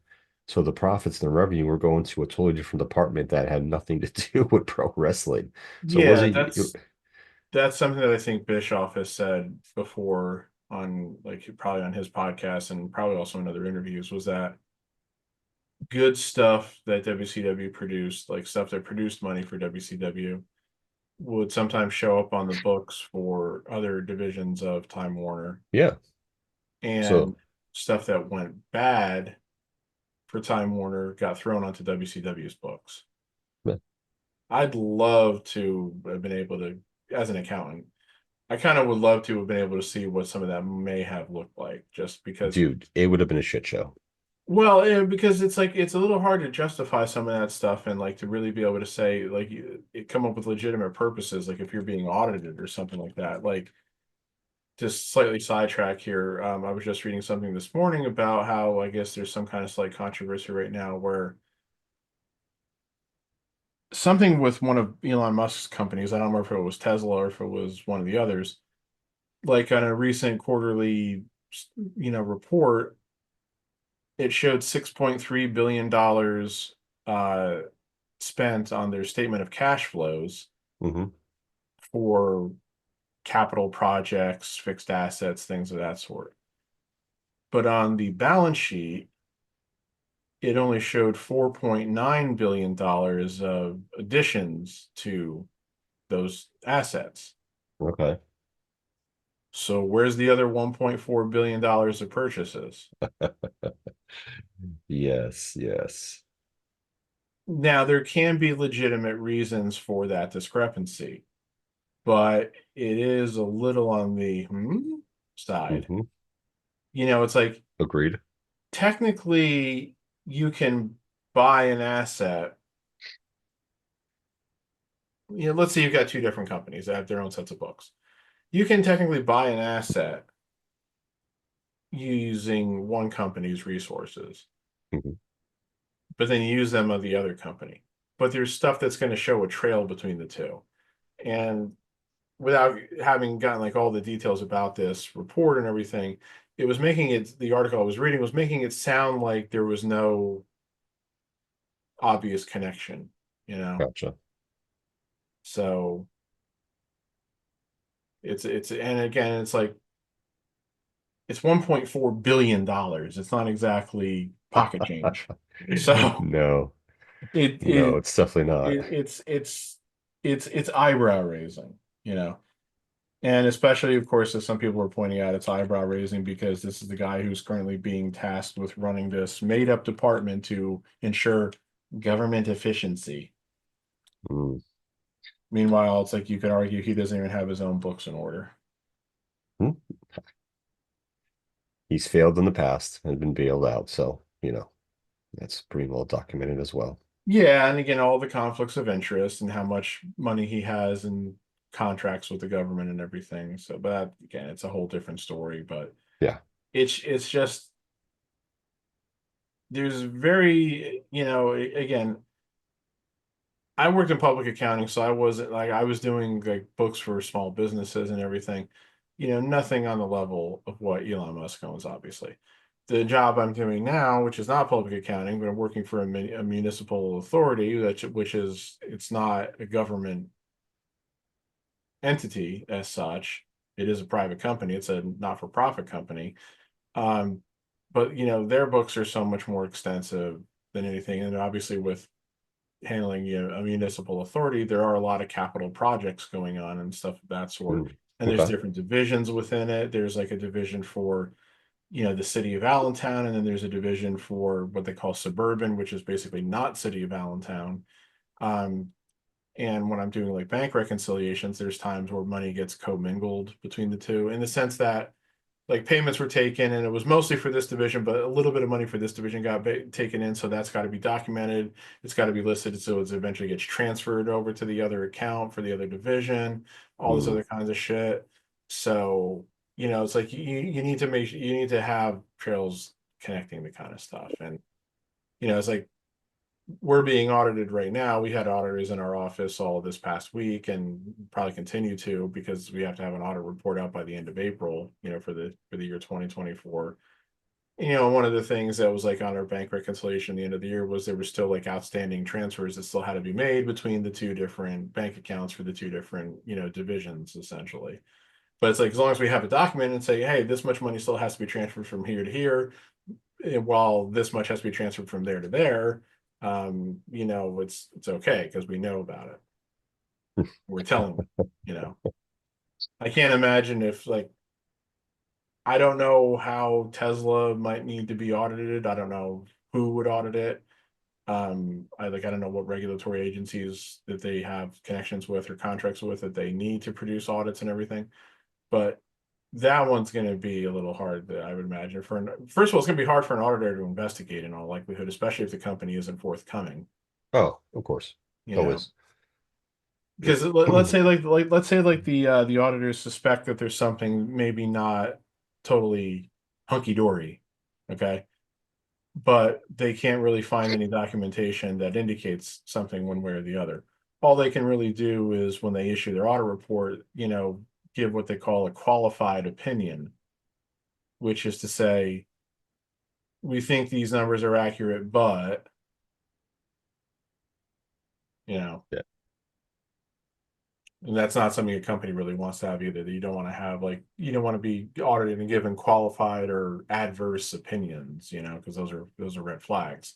You want the unqualified opinion, which basically means the auditors are saying, "Yep, everything looks good after we did all our testing and investigating and blah blah blah." Yeah. Of course. Of course. 100%. And then, of course, when they find out years later that stuff wasn't on the up and up, that's what brings down accounting firms, right, Arthur Anderson? Google Yeah. that to look up the Enron shit for you people who don't know what I'm talking about. Yeah. That caused The Enron fraud single-handedly brought down one of the biggest accounting companies in the country. Yeah, that was a huge shit show. That was a bad time. I remember that. I mean, I was in college taking accounting classes as that was happening, so it was a very interesting time. Yeah, definitely not good. Definitely not good. But enough Oh, boring accounting talk. oh, where were we? Where were we? Yes. We were talking about the contracts on WCW and Yes, yes, yes, yes. the separation Yes, that existed between them. indeed, indeed. Oh, which we move on to next? What should we go? Where Should should we we go? move on to the news that we just received that our fearless third wheel, uh, the thing that makes this well-oiled bicycle into an unwieldy tricycle, um, sounds like he may not be joining us again today. What? I thought he said noon. Or did he change his mind? What did he do here? Yeah, he said he'll be home about noon. I'll be home around noon. That doesn't mean he'll be ready to podcast, you know? Oh, this rotten son of a bitch. He has a good time on our expense. You know that? You know Yeah, literally our expense. We literally paid him to go to that concert. that? I don't know how we did exactly, but I'm sure we did. We did in some manner. Yeah, we did. We did. Just trust us, all right? Why would we mislead you about him? No, It's not never. like we have an agenda or an axe to grind. He's our friend. A never agenda. We don't have those. Come on now. We're better than that. Maybe. It depends on the day, the week.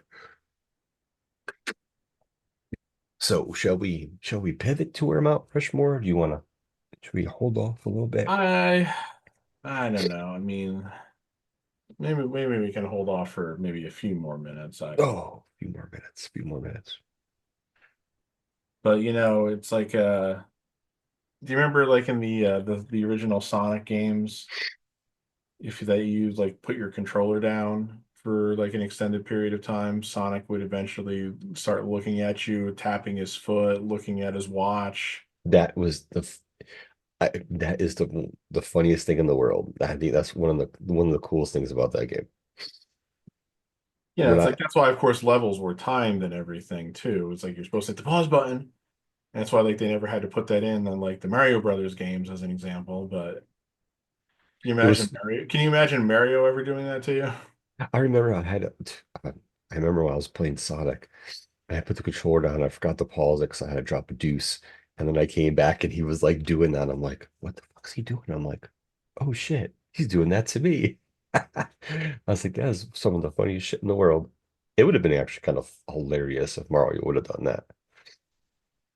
I think it would have been funny as hell. Something like that, where he's kind of like, are we gonna play? What are we doing? I came to play. Ah, Yeah, yes. he could start getting all Miz on you. Hey man, I came to play, not to stand around with my thumb up my ass. Oh shit, that's funny. That is funny. What time is the first game today anyway? It is at It's 12:10 again. See, I gotta okay, yes. here's something we can sidetrack with. Okay. So years ago, I guess it was maybe still before the time where they had all the games televised between the four different networks, CBS, TBS, TNT, and True TV. Mhm. It used to be that, you know, the schedule was for the first round, so Thursday and Friday, there were 8 games that tipped off between, say, noon and, 4 or 5 o'clock, right? Yeah. And then there were 8 games that tipped off between 7 o'clock and 10 o'clock at night, right?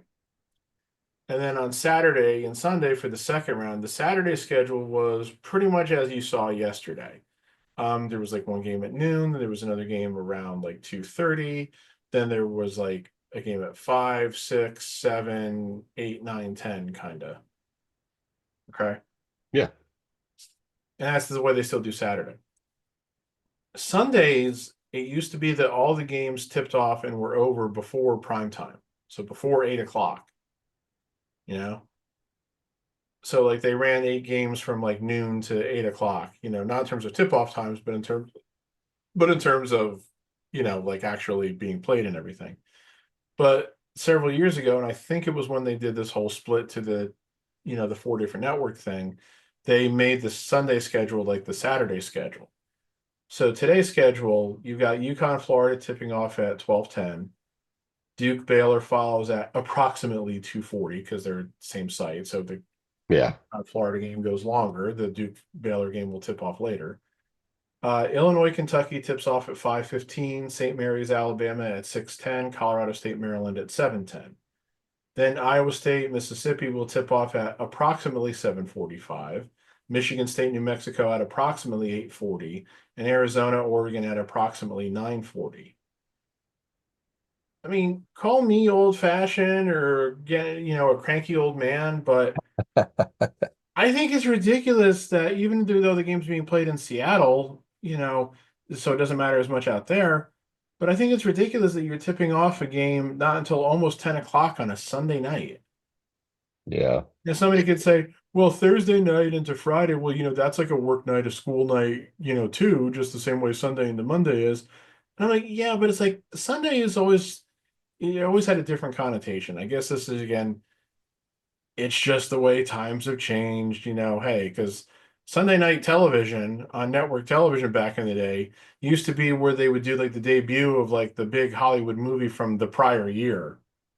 It was like a big deal when like Batman Forever was debuting this week on NBC or whatever network it debuted on. It was like I Yep. remember the networks used to bid to see which movies they'd get, to air and shit. It was like so talk about a relic of the past.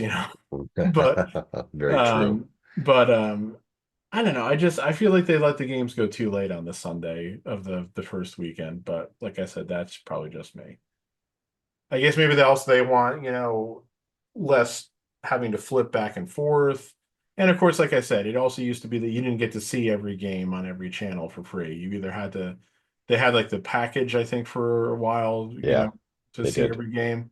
But even before that, they did a thing where it was just like you saw whatever game they were airing in your area, in your Yeah. area. They might do look-ins at other games, but you couldn't actually watch them. So And the only really way to watch all the other games if you went to the bar, yeah, which had the package when you were able to watch yeah. all of them. So, Like um, there, which I there used was to do Yeah, back in the there was. day. I remember there was one time where AJ, myself, I think you, and there was somebody else, but I can't remember who.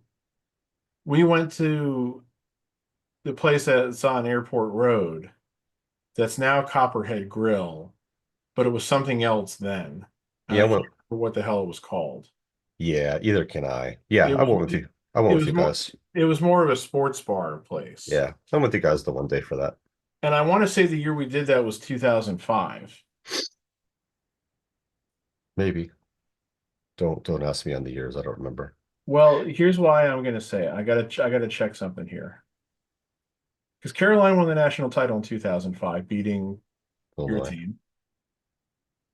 Yeah, it was 2005 because Wisconsin Milwaukee was a 12 seed that year. Now they're just Milwaukee. They were a 12 seed that year. They made a run to the Sweet 16 where they lost to Illinois.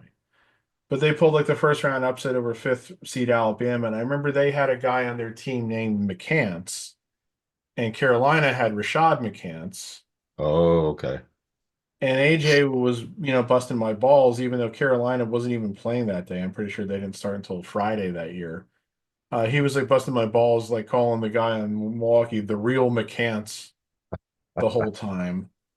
Oh. And Um, in all the AJ style way he could. Yes, we yeah, know. yeah, exactly. So Oh, it pun was like, intended. I just said AJ style way. I said style. Well, okay. Yeah, yeah. That hey, was a there we go. reference. A reference there. Wasn't meaning to, but it just came out that way. Yeah, but so it was, it was like it was just like busting my, CWA. yeah, he was busting my balls for the sake of busting my balls, and but. Yeah, it's like I just can't remember what the name what the place was called. It was like a sports bar of some kind, but it wasn't like a chain. So I don't No. remember what the hell it was There called. But like I was said, it's been 20 years now. there was another sports bar. Oh God. And this was on, I think I'm saying that I think it was the other side of Union Boulevard where you crossed the bridge. It was more towards like Fort Street or whatever. Um, Down the road from the Rose Bowl, bowling alley.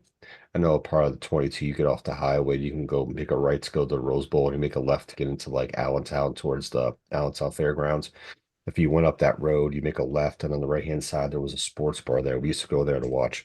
Um, Back in the day, used to go there and watch like the football games on Sunday and stuff like that. Get wings because they had a wing special on Sundays.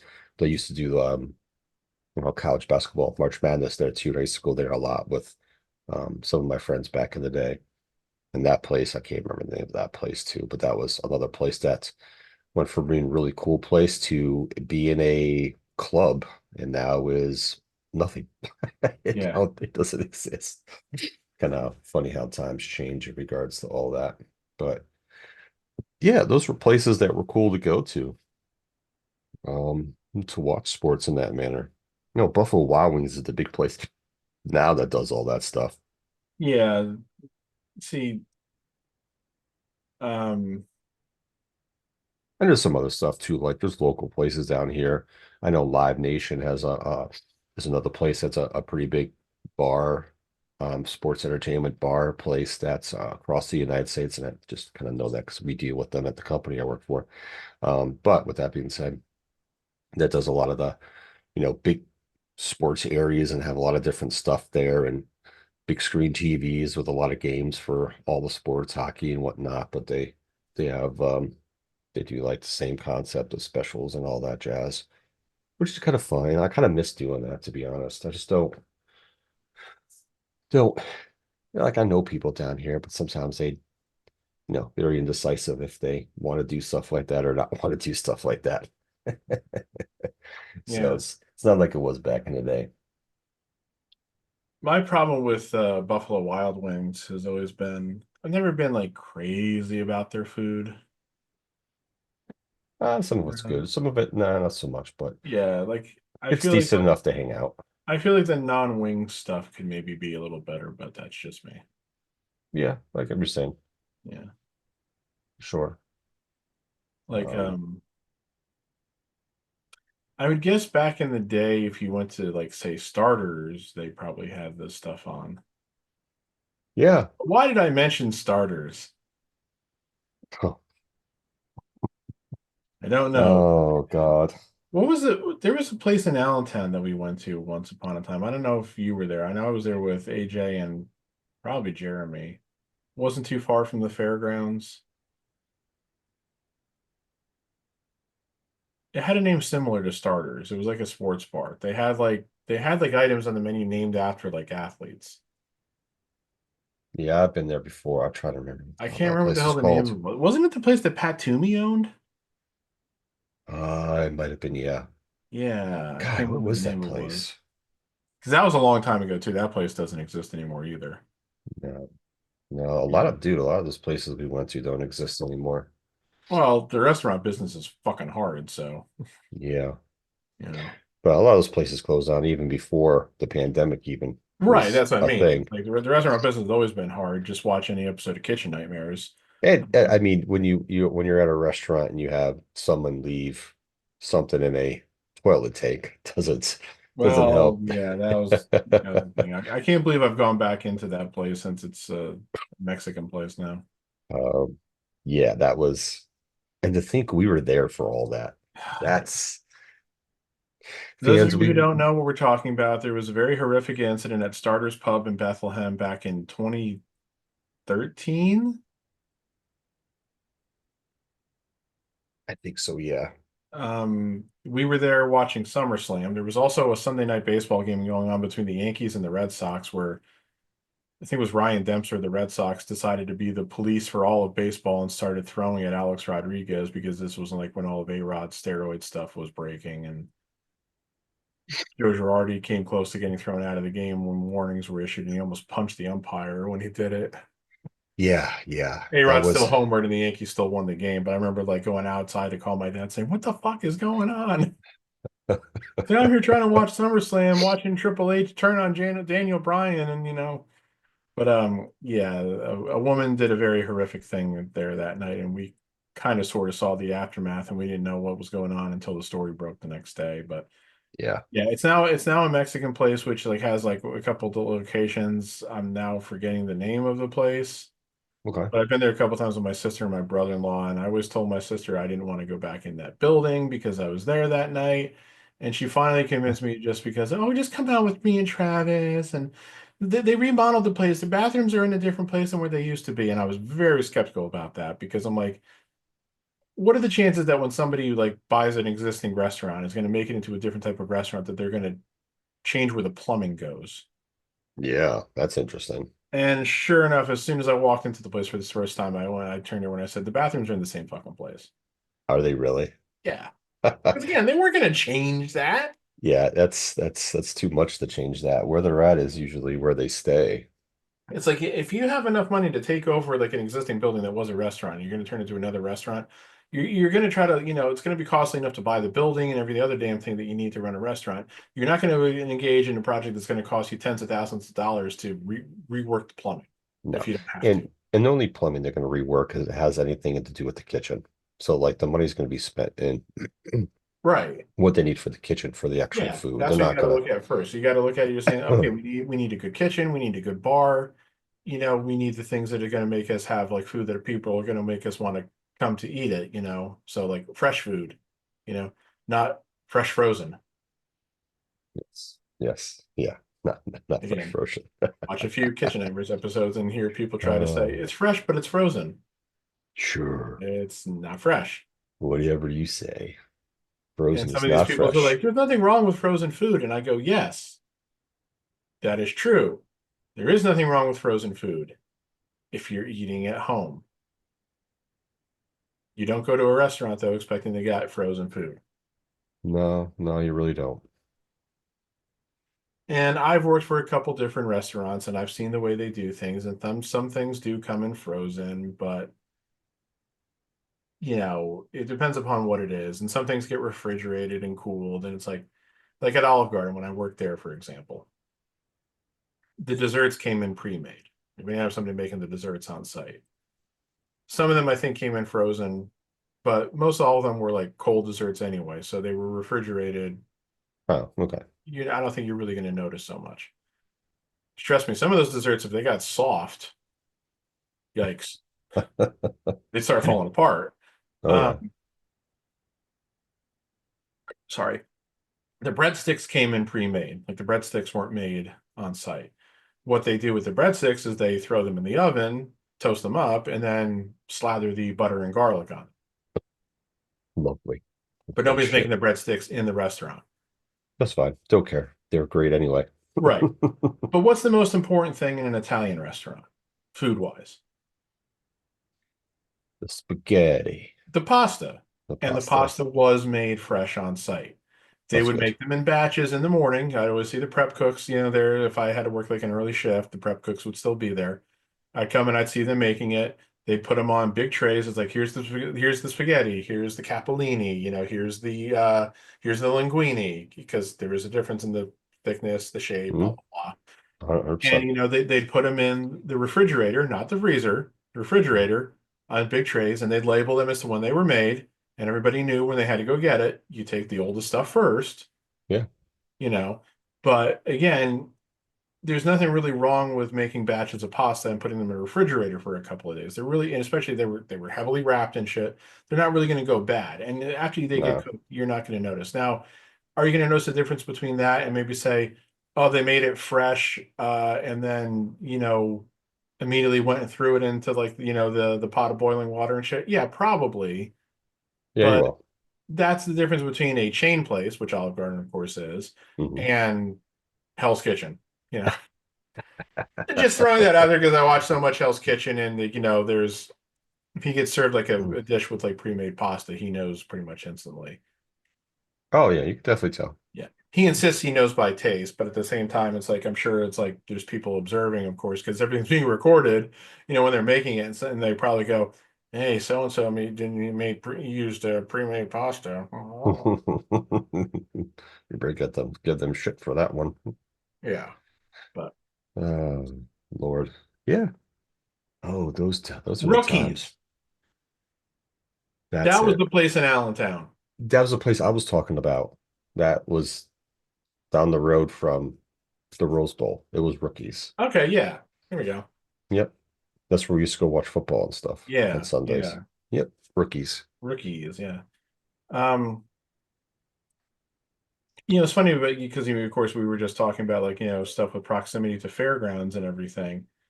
Um, the fairgrounds was just brought up on Cornette's most recent episode, which dropped Friday, because it was the drive-through. So it's one where like they do like mailbag questions.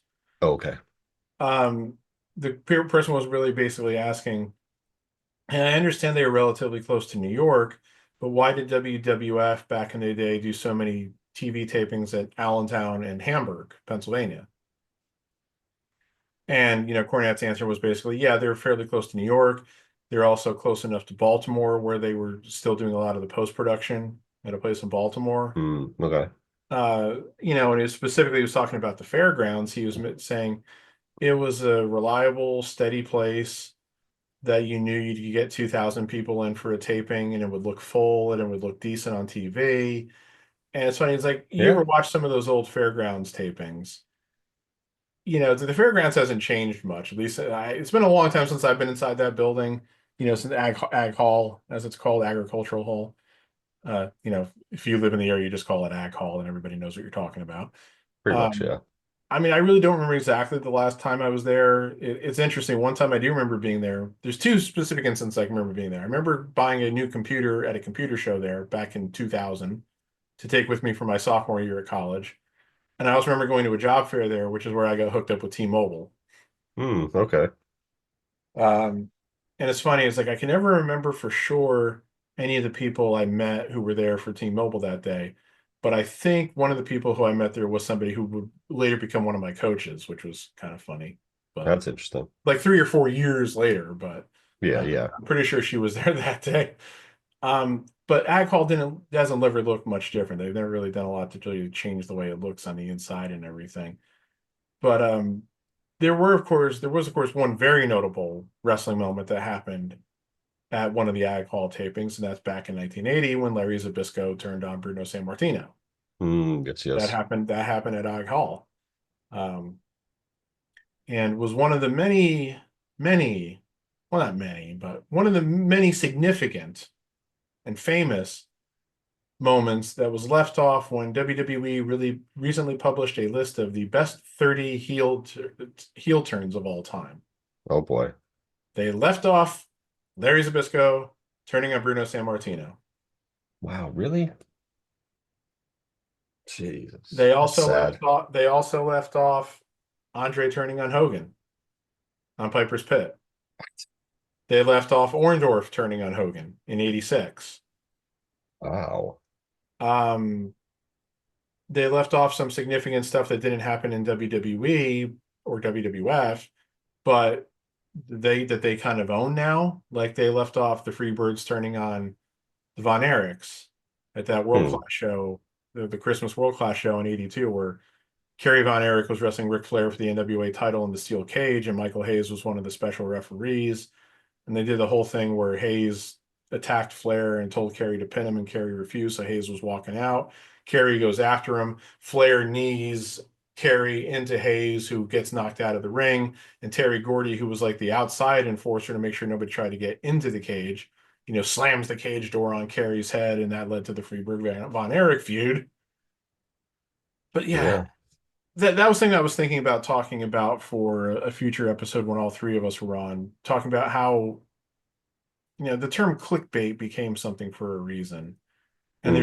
there was two recent wrestling related lists that I saw that were very clickbaity to me. That WWE heel turn list, and they went Hmm. 30 deep, and I was like, they still had issues with it.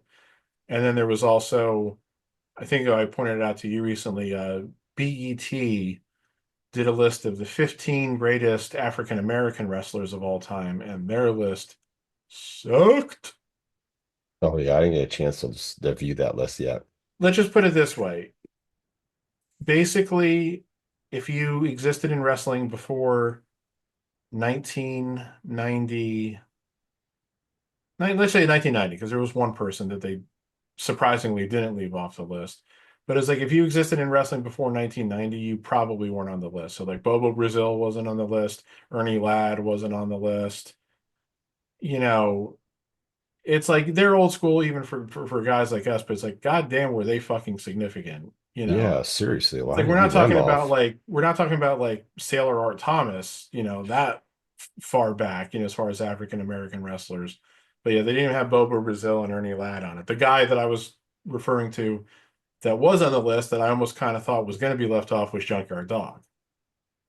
I'm like, you could be Dave Meltzer and, been so critical of Junkyard Dog when he went to WWF the way Meltzer was, but it's a little hard to leave Junkyard Dog off the list of the best African American wrestlers of all time. It's like, yeah, he wasn't much of a worker, Yeah.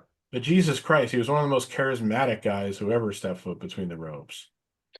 Yeah, that really makes me question who's really putting some of these lists together because that just absolutely makes no sense. Now I'm gonna Yeah, have like to look at those. I really Cornette and Last went over that one like a week or two ago, and it, they were pretty much saying the same thing. Because like again, let me just put it this way: like I said, Bobo Brazil and Ernie Ladd weren't on the list. Naomi was. No offense to Naomi, but come on. your significance compared to Ernie Ladd is night and day. Yeah. I'm sorry, Now they were 100%. Cornette and Last were even saying, well, couldn't you make the argument Ernie Ladd was more significant as a booker than as a wrestler? And it's like, yeah, to an extent, but he wouldn't have been a booker if he hadn't been a great wrestler. Yeah, pretty much. And the other thing too is baffles me on the heel thing. Like, how do you leave out Andre turning on Hogan, which led to that match? Hmm. That makes absolutely no sense. Like none. And that was huge and significant at that time in the moment, which led to that WrestleMania match. Yeah. Like I, how do you oh I'm trying to find that list that's again. baffling. And for some S- reason I Super baffling. Which list are you trying to find? the when I was just the heel turn list. Okay, so just to give you a here were their top 10. Okay. Oh boy. So this was their top 10. Give it to Number me. 10, Triple H screws over Daniel Bryan. Okay. So that's the SummerSlam one. That was the one that beget the Authority, which ugh. Yeah. Number 9, Nikki Bella turns on Brie Bella.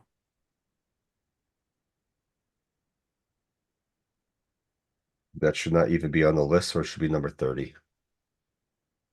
Number 8, Jimmy Uso turns on Jey Uso.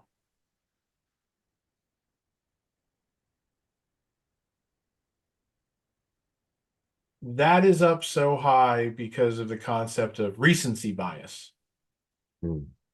which we'll see again here. Number 7, Becky Lynch turns on Charlotte Flair. And I'm like, oh, you mean the time where everybody was cheering Becky? Wow. All right. What amazes me about them putting that on there is because again, most everybody was cheering Becky that night because she had like won a match to be the number one contender, and then they just inserted Charlotte into it, and then Charlotte won the title, and then Becky beats the shit out of her after, and everybody's cheering. And they tried to lead to Becky being a heel. She didn't. She cut a very mediocre heel promo, trying to like basically yell at the fans, and the fans were cheering her during it, if I recall Hmm. that one too. And WWE at least very rightly pivoted, and that's how like the whole the man began. But Yeah. it's kind of amazing that they would put that in the top 10. All right, so again, talking about recency bias, number 6, Xavier Woods and Kofi Kingston turn on Big E. Look, it was a great moment. The crowd reaction was great. They haven't done anything with it. Think about that. Here's the thing. Okay, you could say, okay, we're sick of the New Day. We want to hate the New Day. You've got the tag belts on Raw right now on a team that's a face team. Why isn't the now ultra heel, ultra hated New Day challenging them right now? It's a little mystifying to me.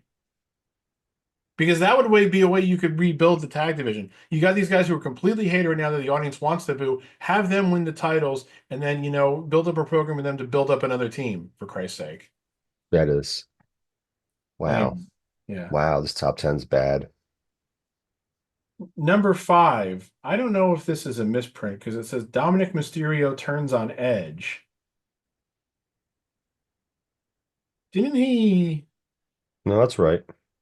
Hold on. Okay, so I'm trying to play the video now just to get Uh-huh. to that part of the video because to refresh myself, and I'm getting a fucking ad and I can't mute it. Yeah, that's right. Was it that he turned on Edge? Because I always thought he turned on his father. Well, he turned that edge, I think, first. Well, that's why I'm trying to pull the video real quick just so I can remember because I think. my memory again is failing me here. So, oh I yeah, think. okay, he kicked Edge in the nuts, Uh-huh. but he was really turning on both of them. So Yeah. I'm sorry. Why is that in the top 10? yeah, Fucking God. no, okay, it was really Edge. He didn't really attack his father that time. So, or did he? I'm waiting for the rest of this clip to play out. Hmm. So far, all he did was kick Edge in the balls and everything, but he didn't really do anything to his father. His father's like begging him and everything. Oh no, he does nail his father then. So he turned on both of them. I don't know why the article That's listed as Dom turns on Edge, but okay. Anyway, number four, Marty Jannetty dives through the window to escape in a total act of cowardism, as Bobby Heenan said. I had to say that. Obviously, it's when Shawn Michaels threw Marty Jannetty through the window, but that was only number four because number three, Seth Rollins turning on the Shield. hmm.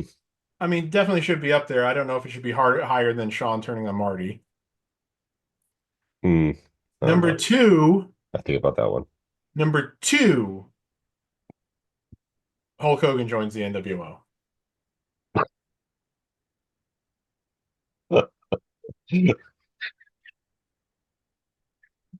Wow. And I think Number you should two. know what number one is without me having to say it then. Of If they put Cena at number one, I'm gonna lose my course they shit. put Cena at number one Oh, because fuck. once again, as I said, recency bias. Oh my God. This Hulk is Hogan horrible. was almost 30 years ago now. And yeah, Cena was last month. Um, just I'm not gonna go over the whole rest of the list again because like I said, it was 30 deep. Yeah, no, no, no. I'll find it. That's bad. Some of the ones that were lower on the list. Lita betrays Kane, number 24. Ric Flair double crosses Sting, number 22. And of course, which time? Let me see if I can pull it up and find it real quick. Because I'm like, Yeah. was it the one where okay, no, it was the one at Halloween Havoc where it was Sting and Flair against Pillman and Anderson. Oh, okay, that one. Okay, that makes Yeah, I was gonna sense. say, was it that one or were they gonna go with the one where they were doing like the in-ring promo where it was Flair, Arn, and Ole telling Sting he was out of the Horsemen, Hmm. you know? Yeah, yeah. I gotcha. Yeah. Number 20, Matt Hardy turns on Jeff Hardy. 20. Okay. 19, CM Punk drops The Rock. 18, Scott Steiner joins the NWO. 17, Trish Stratus turns on Chris Jericho. 16, Eddie Guerrero destroys Rey Mysterio. I guess that was the one in WWE in 2005. Mhm. Number 15, the Mega Powers explode. Which then again leads to a match at WrestleMania. Number God. 14, Bob Backlund snaps on Bret Hart. Number 13, Shane McMahon snaps on The Miz. Shane McMahon snapping on The Miz, better heel turn than Randy Savage attacking Hulk Hogan. Makes no sense to me. And number 12, because the guy's I'm going to go through all of them. Number 12, Paul Bearer betrays The Undertaker. But again, no Andre Hogan, no Orndorff Hogan, no Zbyszko San Martino, no a lot of stuff that didn't happen in WWE because there's a few. The only non-WWE moments that they put on here then were the Flair Sting, the Steiner NWO, and the Hogan NWO. If you're going to put that few non-WWE moments on there, then don't put any WWE moments on there and make it strictly a WWE list. That's just sad. I'm sorry. Because if you're going to go outside, then yeah, it's like you could have done the Freebird Von Erich one. You could have done Barry Windham turning on Lex Luger back Yeah. in JCP. Yeah. To join the Horsemen. You could have done damn it, there was another one I had, and now I can't remember it.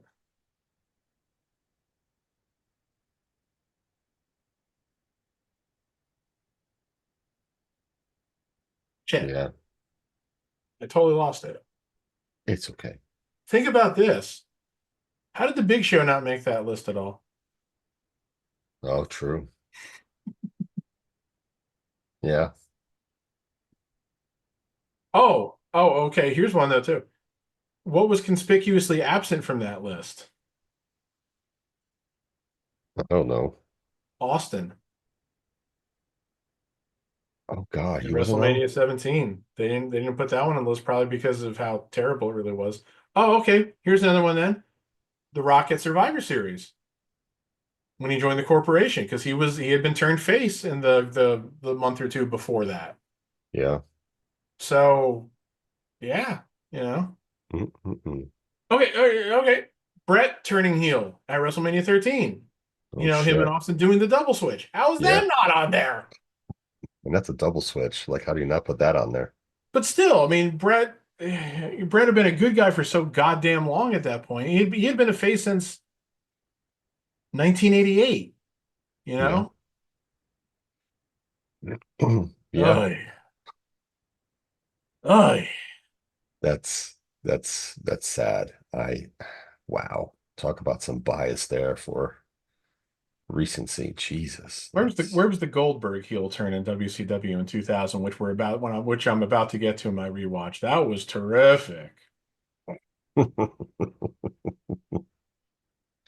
Surprised they put that on there.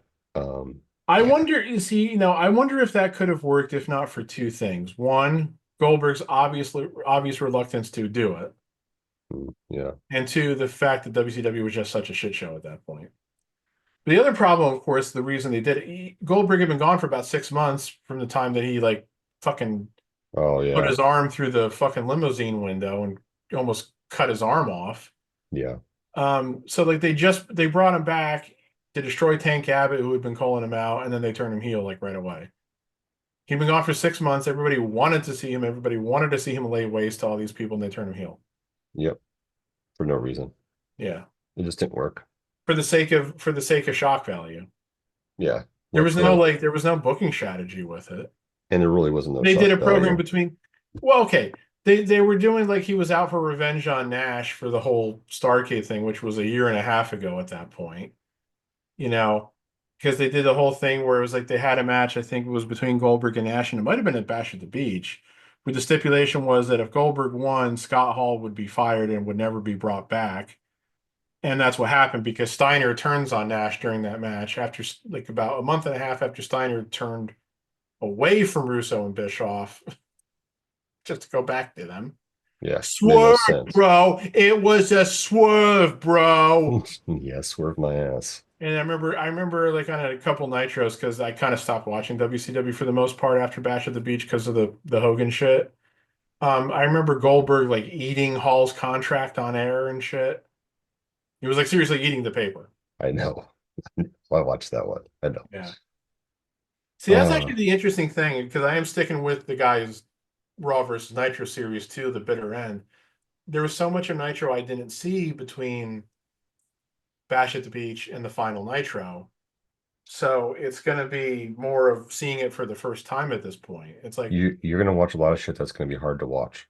I know, but at the same time, I'm looking to see if there were maybe some glimmers of hope that if Bischoff had been able to buy the company and take it over, if they maybe still had enough talent that he could have maybe done some reworking and rebooting, and that they maybe could have had something to build on going forward or not. Because they still would have had under contract, let's say Bischoff buys the company. You still have Sting and Luger and Flair and Hall, maybe, and Nash and Goldberg and DDP, and he probably would have brought Hogan back. You still had Rey Mysterio and Conan and Bagwell. Shane Douglas was still there, I think, basically. Kidman was still there. Booker T. Can't believe I forgot Booker T. Yep. Um, you had some up and coming guys, who maybe didn't really ever hit it, but maybe he could have done stuff with the Palumbos and Stasiaks and O'Hares and Jindrax and Yep. Mike Sanders and Elix Skipper. And I remember AJ Styles worked a couple matches for WCW. Maybe they keep AJ Styles and figure out how to use him. I'm just saying, it's a great what if in wrestling that I think people don't really acknowledge so much because I think everybody was just so anxious for WCW to die. Yeah, it's very true. But it is kind of like, I wish we could have gotten that. And somebody would probably say, well, we got a lot of that with early TNA. And I go, no, we didn't. No. The star power was not there at TNA Now, at the beginning. nah, not And like that's not a people. diss on TNA, but I'm sorry. They did not have all those guys I mentioned. Oh, and Scott Steiner and Rick Steiner and Jarrett. Oh, well, so they had Jarrett in TNA, of course, but Yeah, but not at the beginning like that. That was a little bit different. yeah. So, all righty. All right. I Well, think it's we noon. I think we can I think we should pivot at this point. If he wants to show up, then he can, but I think we've waited long enough. we can just go into our ladies and gentlemen. It is our I'm gonna design a little picture thing to throw up on the screen when I we're was gonna doing our Mount say Rushmore. we need like a graphic and like a little Yes. like audio thing with it. Like that sounds like all like majestic and it's ceremonial with like trumpets blaring, like da da da da kind of Yeah, thing. I'm working on that. I got some things going for that. So I'm in the process. Yes. I wanted to That on would the be same cool. I'm on the same page. I want to make the Mount Rushmore a little bit more like pizzazz with it. Um, so with We, that being we, said, we want to make it look I good. got to look in the pretty. So with that being said, we can go into our Mount Rushmore of DC villains. Um, should we do his last, or we should just get his list out of the way? We'll do his last. Okay, He you doesn't can. want to show up. He gets to go last. So since you're the youngest of the group, you can go first.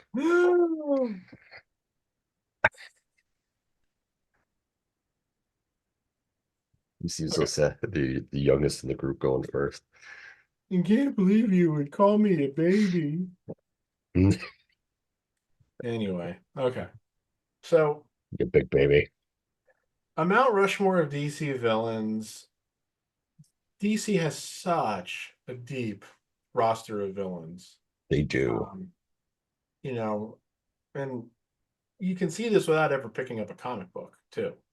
Yes. You can see in the movies and the TV shows, especially in the animated stuff that they've done. Oh God, yeah. I mean, like the old Super Friends cartoons, my favorite one was always Challenge of the Super Friends, where you had, the opening titles alone were awesome with like, the villains kind of like coming at you onto the screen and like the narration going like, banded together from remote galaxies are 13 of the world's most dangerous villains. The Legion of Doom. I don't think I got that exactly right on the wording, but that's essentially what it was. So to me, three of these picks were pretty easy because you can't, in my view, have a list of DC villains that in any way glosses over or overlooks these guys. So those three guys are Joker, who, is such larger than life. You've now had two different actors portray him in live action movies and win Oscars for it. Yes. So, you know, so Joker is a must, is definitely has got to be there. Lex Luthor, I mean, he is the definitive Superman villain in so many ways. Yes. you know, portrayed on screen, in live action form in movies, not television shows, uh, with delicious hamminess by Gene Hackman, Indeed. with a bit of like reserved craziness with Kevin Spacey, who was supposed to be playing the Hackman version, Yeah. and then with a weird Mark Zuckerberg energy by Jesse Eisenberg.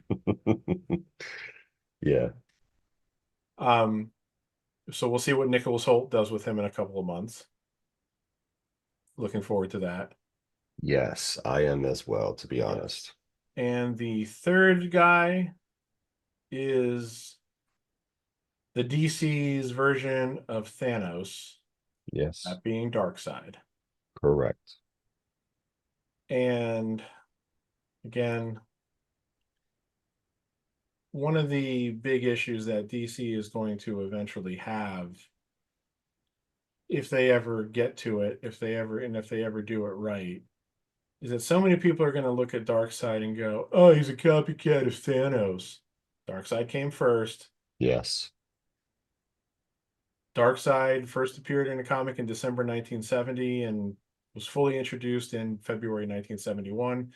Thanos did not appear until February 1973.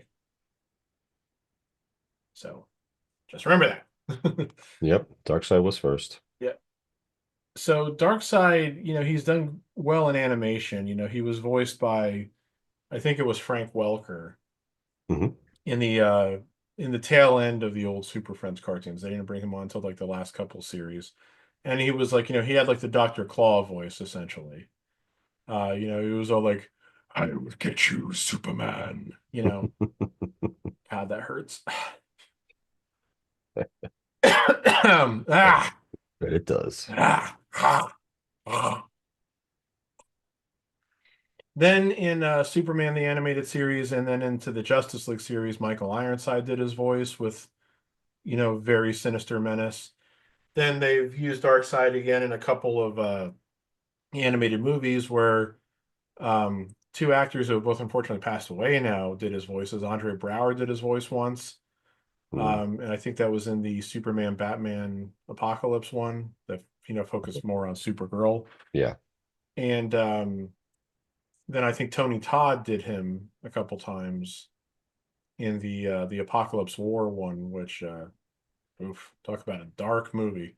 Oh, yeah, that one The was. Justice League, the Apocalypse War from a couple years ago. That's the one that kind of reset everything to Yeah, reset reboot the everything, which they did just reset when they did their adaptation of Crisis on Infinite Earths earlier this year, yeah. or not even earlier this year, it was last year now. Yeah. They haven't done any animated movies since then, so I don't know if they're rethinking what they want to do or blah blah blah. But anyway, um, and that was what I always think was one of the biggest mistakes of the Justice League movie, the Snyder movie, was that Darkseid wasn't in the theatrical cut of Justice League. I'm not talking about the Snyder cut stuff here right now, but he was not in, the theatrical version of Justice League, but he was, The Josh Whedon one. Yeah. Okay. yeah, he was referred to essentially. Yeah. He was alluded to. He was where they were obviously going. And my issue with that was Darkseid is not the villain you start with. He's the one you have to build to, like Marvel did with Thanos. Yeah. Especially with DC, where you have so many villains you could go through. Um, yeah, so the actor Ray Porter played Darkseid in the Snyder Cut, which I've still never watched. One of these days, maybe I will. Oh, you should. I almost feel like it's a waste of time because Nothing's going to come out honestly, of it. nothing's ever going to happen from it. No matter how much Snyder fans want to wind their fucking heads off.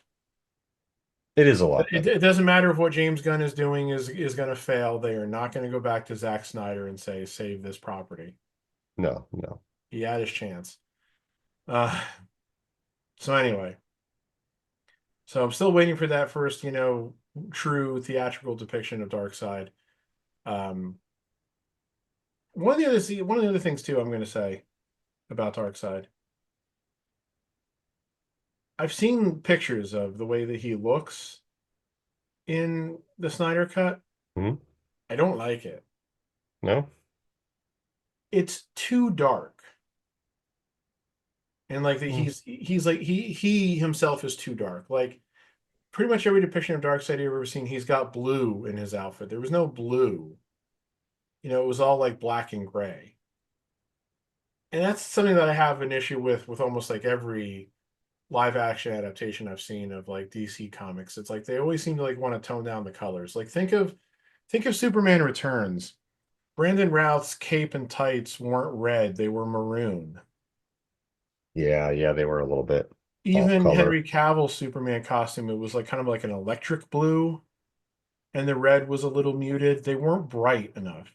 Like it looks like maybe they've finally gone back to a brighter color palette with Corn Sweat's outfit for the upcoming Superman. They have the other flip side of that too is it's very challenging because even in the comics when they were doing their, the new 52 and some of the other stuff, the reboots they were doing, they changed the costumes in there too. So it's kind of like they were at that time it was kind of like a free for all as far as like the costume design, Yeah. because so many characters, villain and heroes, costumes were changed, not so drastically, but changed enough where it's such a difference in the comic books where, it's like, well, this is how they are in the comics. Let's just kind of go off that for the movies and so on and so on. And not too many of them want to really go back to the way they were in the 90s or the 80s or whatever the case may be. Yeah, I understand not wanting to repeat what you've already done, but at the same time, there's always going to be that part of me that says Christopher Reeve's Superman costume was perfection, Yeah. you know? But the only real issue I have with the costumes from what I've seen from Cornset's costume is I don't like how like the S kind of like the bottom of the S kind of just blends into the diamond. You don't really see the bottom of the S. Yeah, and that's something they've done in the comics too. Yeah, so it's like, all right, fine. That's where you're going. That's where you're going. There's no sense bitching about it. But like I said, I do like that the colors seem to be brighter, in terms of the blue and the red. Yeah, no, So definitely. anyway, so Dark Side, is number three for me. The number four was a little bit tougher because there's just so many great villains. Batman's got a ton of great villains. Superman's got a ton of great villains. Flash has his own rogues gallery. You know, there's some villains who kind of cross between uh individual characters and become kind of more of like Justice League enemies, like especially if you watch the Justice League cartoons, like Vandal Savage, for example. I consider Yeah, him really a Justice League enemy, not like an individual yeah. enemy or anything. But I got to go with a personal favorite of mine for my fourth. And I will give him the introduction that Lex Luthor gave him in Challenge of the Super Friends, the Sinister Sinestro. You know what's so funny? Don't tell me those are your four. Those are exactly my four. We did not talk about this at all. No, We did fans, not exchange thoughts as we to did what our not. choices are. Do you want to know? So, okay. My, of course, the three that you mentioned, gold standard of DC villains, right? Yeah. The fourth one for me, I was teetering. It's like I was teetering between three people: Okay. Sinestro, Reverse Flash, and Brainiac. Okay. Yeah. And in I mean, those, I've never been the biggest Reverse Flash fan, but I get it. so Brainiac's obviously another great choice.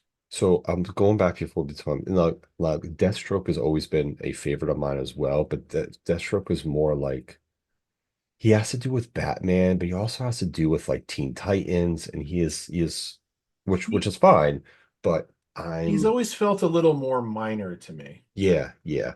Not he's become more prevalent in the last 10 years per se, within the comic books and stuff like that. But for me, it was those three. So I'm sitting there and I'm thinking about like I love Green Lantern. Like Green Lantern is one of my other like favorite superheroes in regards to that. And I was just thinking about it, and like I just went with Sinestro. Like that was and he was one of he is one of my favorite villains as well. Yeah. Um Yeah, I mean, he always had a cool look. yeah, And again, like the way that, it wasn't just in that opening introduction in the first episode of Challenge of the Super Friends, but I think repeatedly they always called him the Sinister Sinestro. I mean, the alliteration worked perfectly, but it also just described who he was. And yeah, he's like, as being the opposite of Green Lantern. yeah. It's like, the kind of stuff that he can do and everything. But It's really Green Lantern's true. It's like Sinestro is to Green Lantern as Joker is to Batman, yeah, or Lex is to Superman and stuff like that. So yeah. So he was great in Challenge of the Super Friends. He was great when they used him in Justice League, when he was voiced by Ted Levine from Silence of the Lambs and Monk. Uh, he was a highlight too, and there's people going to laugh at me for this, of the Ryan Reynolds Green Lantern movie. yeah, Because you had Mark Strong playing him. Mark Strong's fantastic at playing roles like that. yeah, he did a really good job playing a Sinestro in that movie. And, of course, he's a Green Lantern in the movie. And at the end, you see him put on the yellow ring and become yellow. And I was there for that tease. As much as like that movie was largely disappointing and everything, I was still there for a sequel where we had to see them face off, you Yeah, know. Um, 100%. yeah. It's kind of funny the way that, Reynolds made fun of Green Lantern in the first Deadpool. With the whole like, don't make the suit green or animated. I know. It's yeah, he's just It's like I I he just said always want to say, hey Ryan, I don't want to be a dick to you or anything because I think you're a decent guy and everything. But one of the big reasons the Green Lantern movie failed was you were miscast. "Hmm, I said it at the time and I still was saying it afterwards. Even though I didn't think he did a bad job, yeah, Ryan Reynolds was not the actor I thought of to play Hal Jordan. no. If I was ever going to cast Ryan Reynolds in a DC property, it would have been as Wally West. Yeah.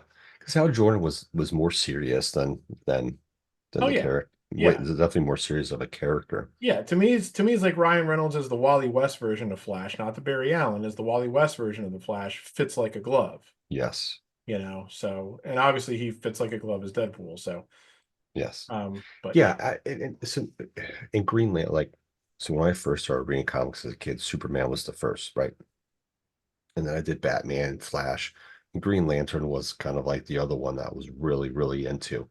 So I've read like all the Green Lantern stories, and that was just a DC villain that's been on the top of my list of villains. And he's not, and it's one that's not really talked about because Batman and Superman have so many like this plethora, these top, they both have top tier villains. You know what I mean? So it's kind of like I think some of the other villains get overshadowed by them from time to time. So yes, Sinestro was definitely one for me, and he's played prominent roles in different storylines and stuff like that too. So Yeah. yeah, he's my fourth, and that's crazy that we have the same That exact is that is four. crazy. I mean, I figured, I mean, look, because like I said, Joker and Lex Luthor are kind of no-brainers, and I think the people who are more knowledgeable of the comics, Darkseid is too.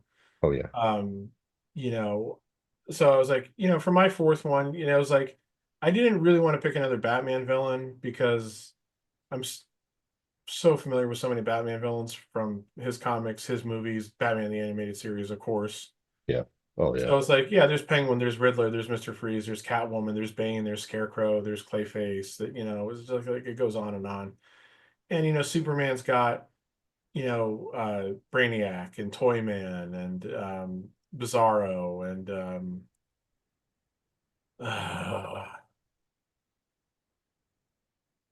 little small guy that I can't pronounce his name properly. Mr. Mixelplick. Yeah, Yeah. There was somebody else I was thinking of, and now I can't remember. And Wonder Woman's got some good ones too. Cheetah, Giganta, um, you know, uh, the guy Pedro Pascal played in the oh yeah, yeah, sequel, yeah. Max, Maxwell Lord. yeah, Yeah. It's like, talk about a guy that they really kind of let off easy in the movie in terms of, yeah, you know, villains. I know, how I much of a know. villain he really is in the comics and shit. Um, and then Flash has Weather Wizard and Reverse Flash and Reverse Zoom Flash. and Uh, Grodd, obviously, is a great villain. yeah. Um, I always love the Trickster, of course, because Mark Hamill played him in the live action Oh, series back in the 90s. yes, yes. Captain Boomerang, Yeah. Mirror Master, that was who I was trying to think of, in addition to Weather Wizard, and Captain Cold, of Yeah. course. Don't call him Mr. Freeze. Uh, Yeah, Captain Cold. and Yeah. Green Lantern's got Sinestro, and there's the Anti-Monitor. Again, he's more of a Justice League villain in a lot of ways, but so yeah, again, DC's got so many great villains, especially again. I always want to fight people. If anybody ever tries to tell me Marvel's got better villains than DC, I'm like, no, they don't. Technically, Marvel's yeah, got not Thanos. really. Marvel's got Thanos. Marvel's got Loki. Marvel's got Magneto. Doctor Doom and Galactus. Yeah, and it's like Doctor Doom, but then you start wearing it a little thin, and you start having to really think hard about who. And it's funny. I think I've mentioned this before. Way back in the day, so 2008 was when the first Iron Man came out, and The Dark Knight came out. And I remember some guy saying, if the villains between the movies had been reversed, you would have seen that Iron Man was a much better movie than Dark Knight. And I just went, so are you trying to say that if Iron Man had a better villain, it would have been a better movie than Dark Knight? Because that's what you say then. Pretty You much. don't say if you reverse the villains, because it's like Joker fits into Iron Man how exactly? That's It was such a stupid wording. It's like I yes. got the point, but not because of what you said, really. Yeah, you just misrepresented what you were trying to say. It's like you can't just switch villains between movies. Yeah. That doesn't, so No, and no, he was no, no, also no. wrong. Dark Knight is a far superior movie to the first Iron Man. And that's not to diss the first Iron Man. But come on now. So Yeah, yeah, definitely so. So we'll get to let's get to Jeremy's list, which is interesting. Um, that's it's for as sure. interesting as I can't think of a funny analogy. Um, hold on a sec. Let me pull it up. Doing something real quick. I wanted to see something here. That's not what I wanted to do.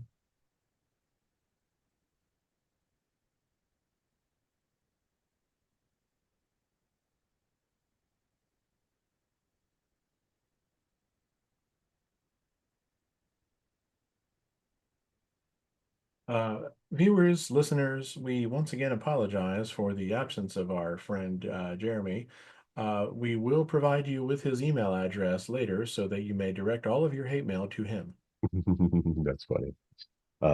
Okay, so here's Jeremy's. So one, he has two of his four match us. So Yes.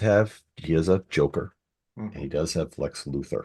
Yeah. Because, again, like we said, they're no brainers. Yeah, yeah, yeah, 100%. Now his third one, I'm just going to use this. His third one is one that I mentioned as I was struggling to pick my fourth was Reverse Flash, which is pretty much a prominent DC villain for Flash in general there. So 100%. I understand that. Like I was struggling as I was struggling to find my fourth. He would probably be my honorable mention, Reverse Flash, to be honest. For my fourth, I mean for my fifth, honorable mention there. So Reverse Flash, valid. I'm not nothing against that one. We're good with that. So that's good. Good pick there. And then his fourth, he has Bane. And that must be like his nothing wrong with Bane. Bane is, which I do have that comic of when Bane broke Batman's back. I do have that comic and several of them after that one too. But he played a prevalent role in the comics. Um, not so much in let's just say not so much in the first set of Batman movies, but for the Nolan the Nolan movies, it was more of a Yeah, serious, more I sinister, was more sinister role like he was in the comics per se. I was gonna Um, say I don't think anybody thinks back fondly no, upon the walking plot device that he was in Batman and Robin. no. And of course, remember he was portrayed by the actor and wrestler Jeep Swenson, who uh, who appeared at the infamous WCW Uncensored 1996 pay-per-view as one of the guys in the Alliance to Destroy Hulkamania.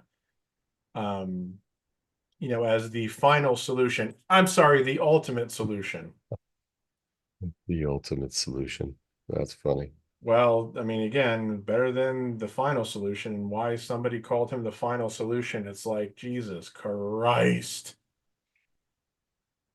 But Yeah, yeah, I don't know why. he was like in his late 30s when he appeared at that WCW pay-per-view. And then like Batman and Robin came out in theaters, I want to say it was like June of 1997. And he unfortunately passed away in August of 1997 at only 40 years old. Um,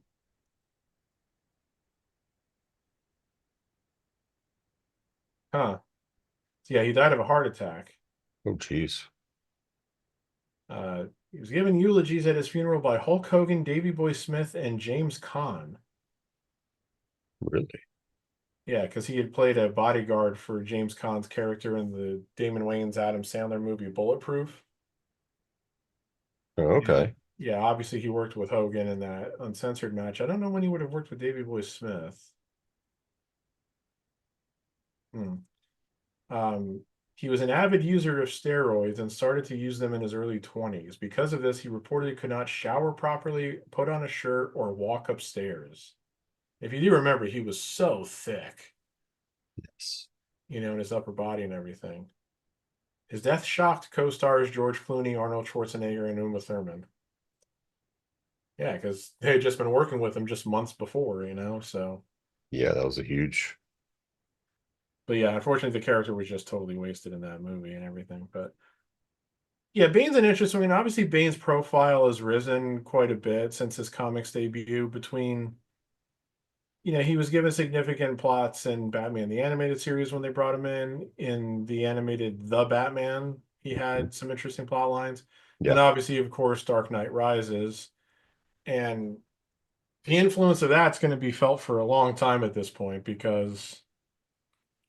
So I just watched the season, hopefully not series finale of Harley Quinn the other day. Okay. And, Bane, of course, is such a prominent character on that show. And Yes. of course, he has a voice like this, which is obviously poking fun at the way Tom Hardy sounded in The Dark Knight Rises. But he's I really become one of the funniest characters on that show, too. So, Yes, yes. I've seen I got to catch up on that show, to be honest. how Um, does the tragedy of Brainiac end? Well, tragically, of course. so Yeah, funny. because I don't know if you watched the most recent season of Harley Quinn or not, but yeah, Brainiac Haven't. was in it. It's Yeah, it's no. it's interesting. They went in again. They found a way to go in a different direction again, and it was very interesting. So I definitely would encourage you to watch it. And they ended it in such a way where if they don't renew it for another season, you can go, okay, that's a good finale.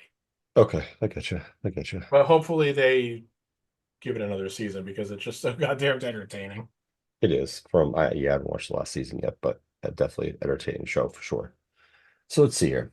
So we all agreed on Lex Luthor and Joker.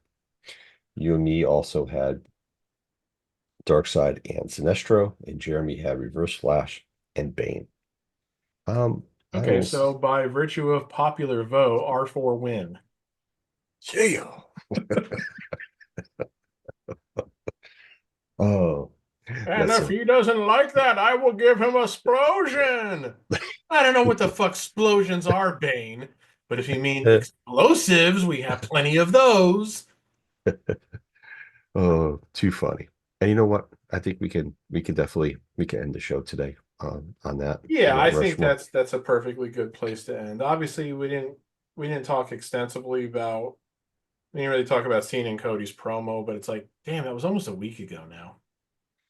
Yeah, So it's not yeah, that fresh really anymore. And it was the I mean, I will just say this. It was interesting that they did all that on Raw because Cody is technically SmackDown.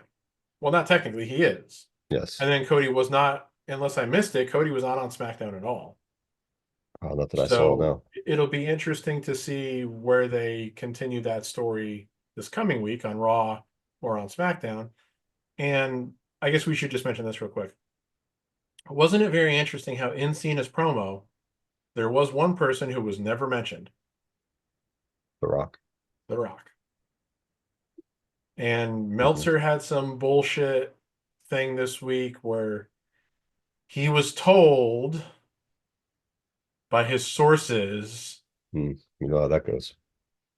that he wasn't mentioned for a specific reason and it was just the reason you would think it was.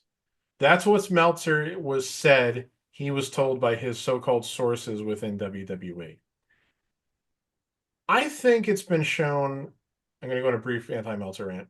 I think it's been shown a lot over the last few years that Meltzer's sources have dried up within WWE, and the Hmm. only people who feed him shit in WWE are doing so to throw him, to I troll think. him.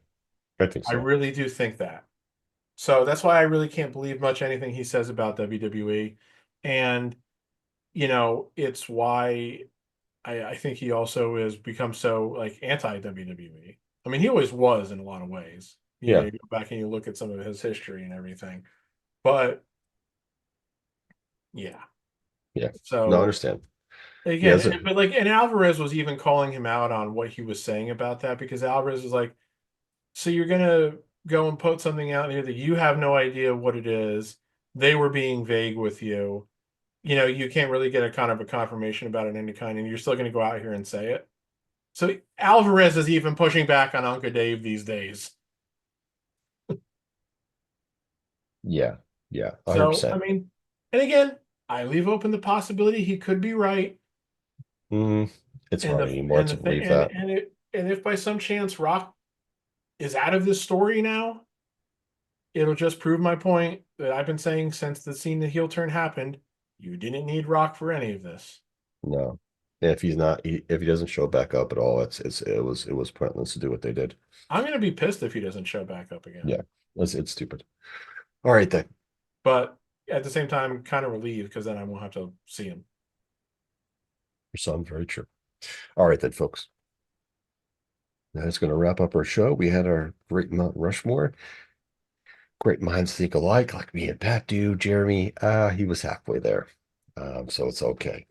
And But it's not that his other picks were bad. It's just that no, they no, weren't as definitely good as not. ours. Yeah, correct. Mm, we hit it on the nail like we always do. But anyway, all right, fans. Hope you enjoyed listening to us. This will be dropping on Wednesday. I may be more prevalent getting them out on Wednesdays. So just click like and share, subscribe, do all that good stuff. You guys are doing kicking butt on our YouTube page and whatnot. So I appreciate all that. So everyone have a great weekend. And like always, I hope you finished with us. Yeah.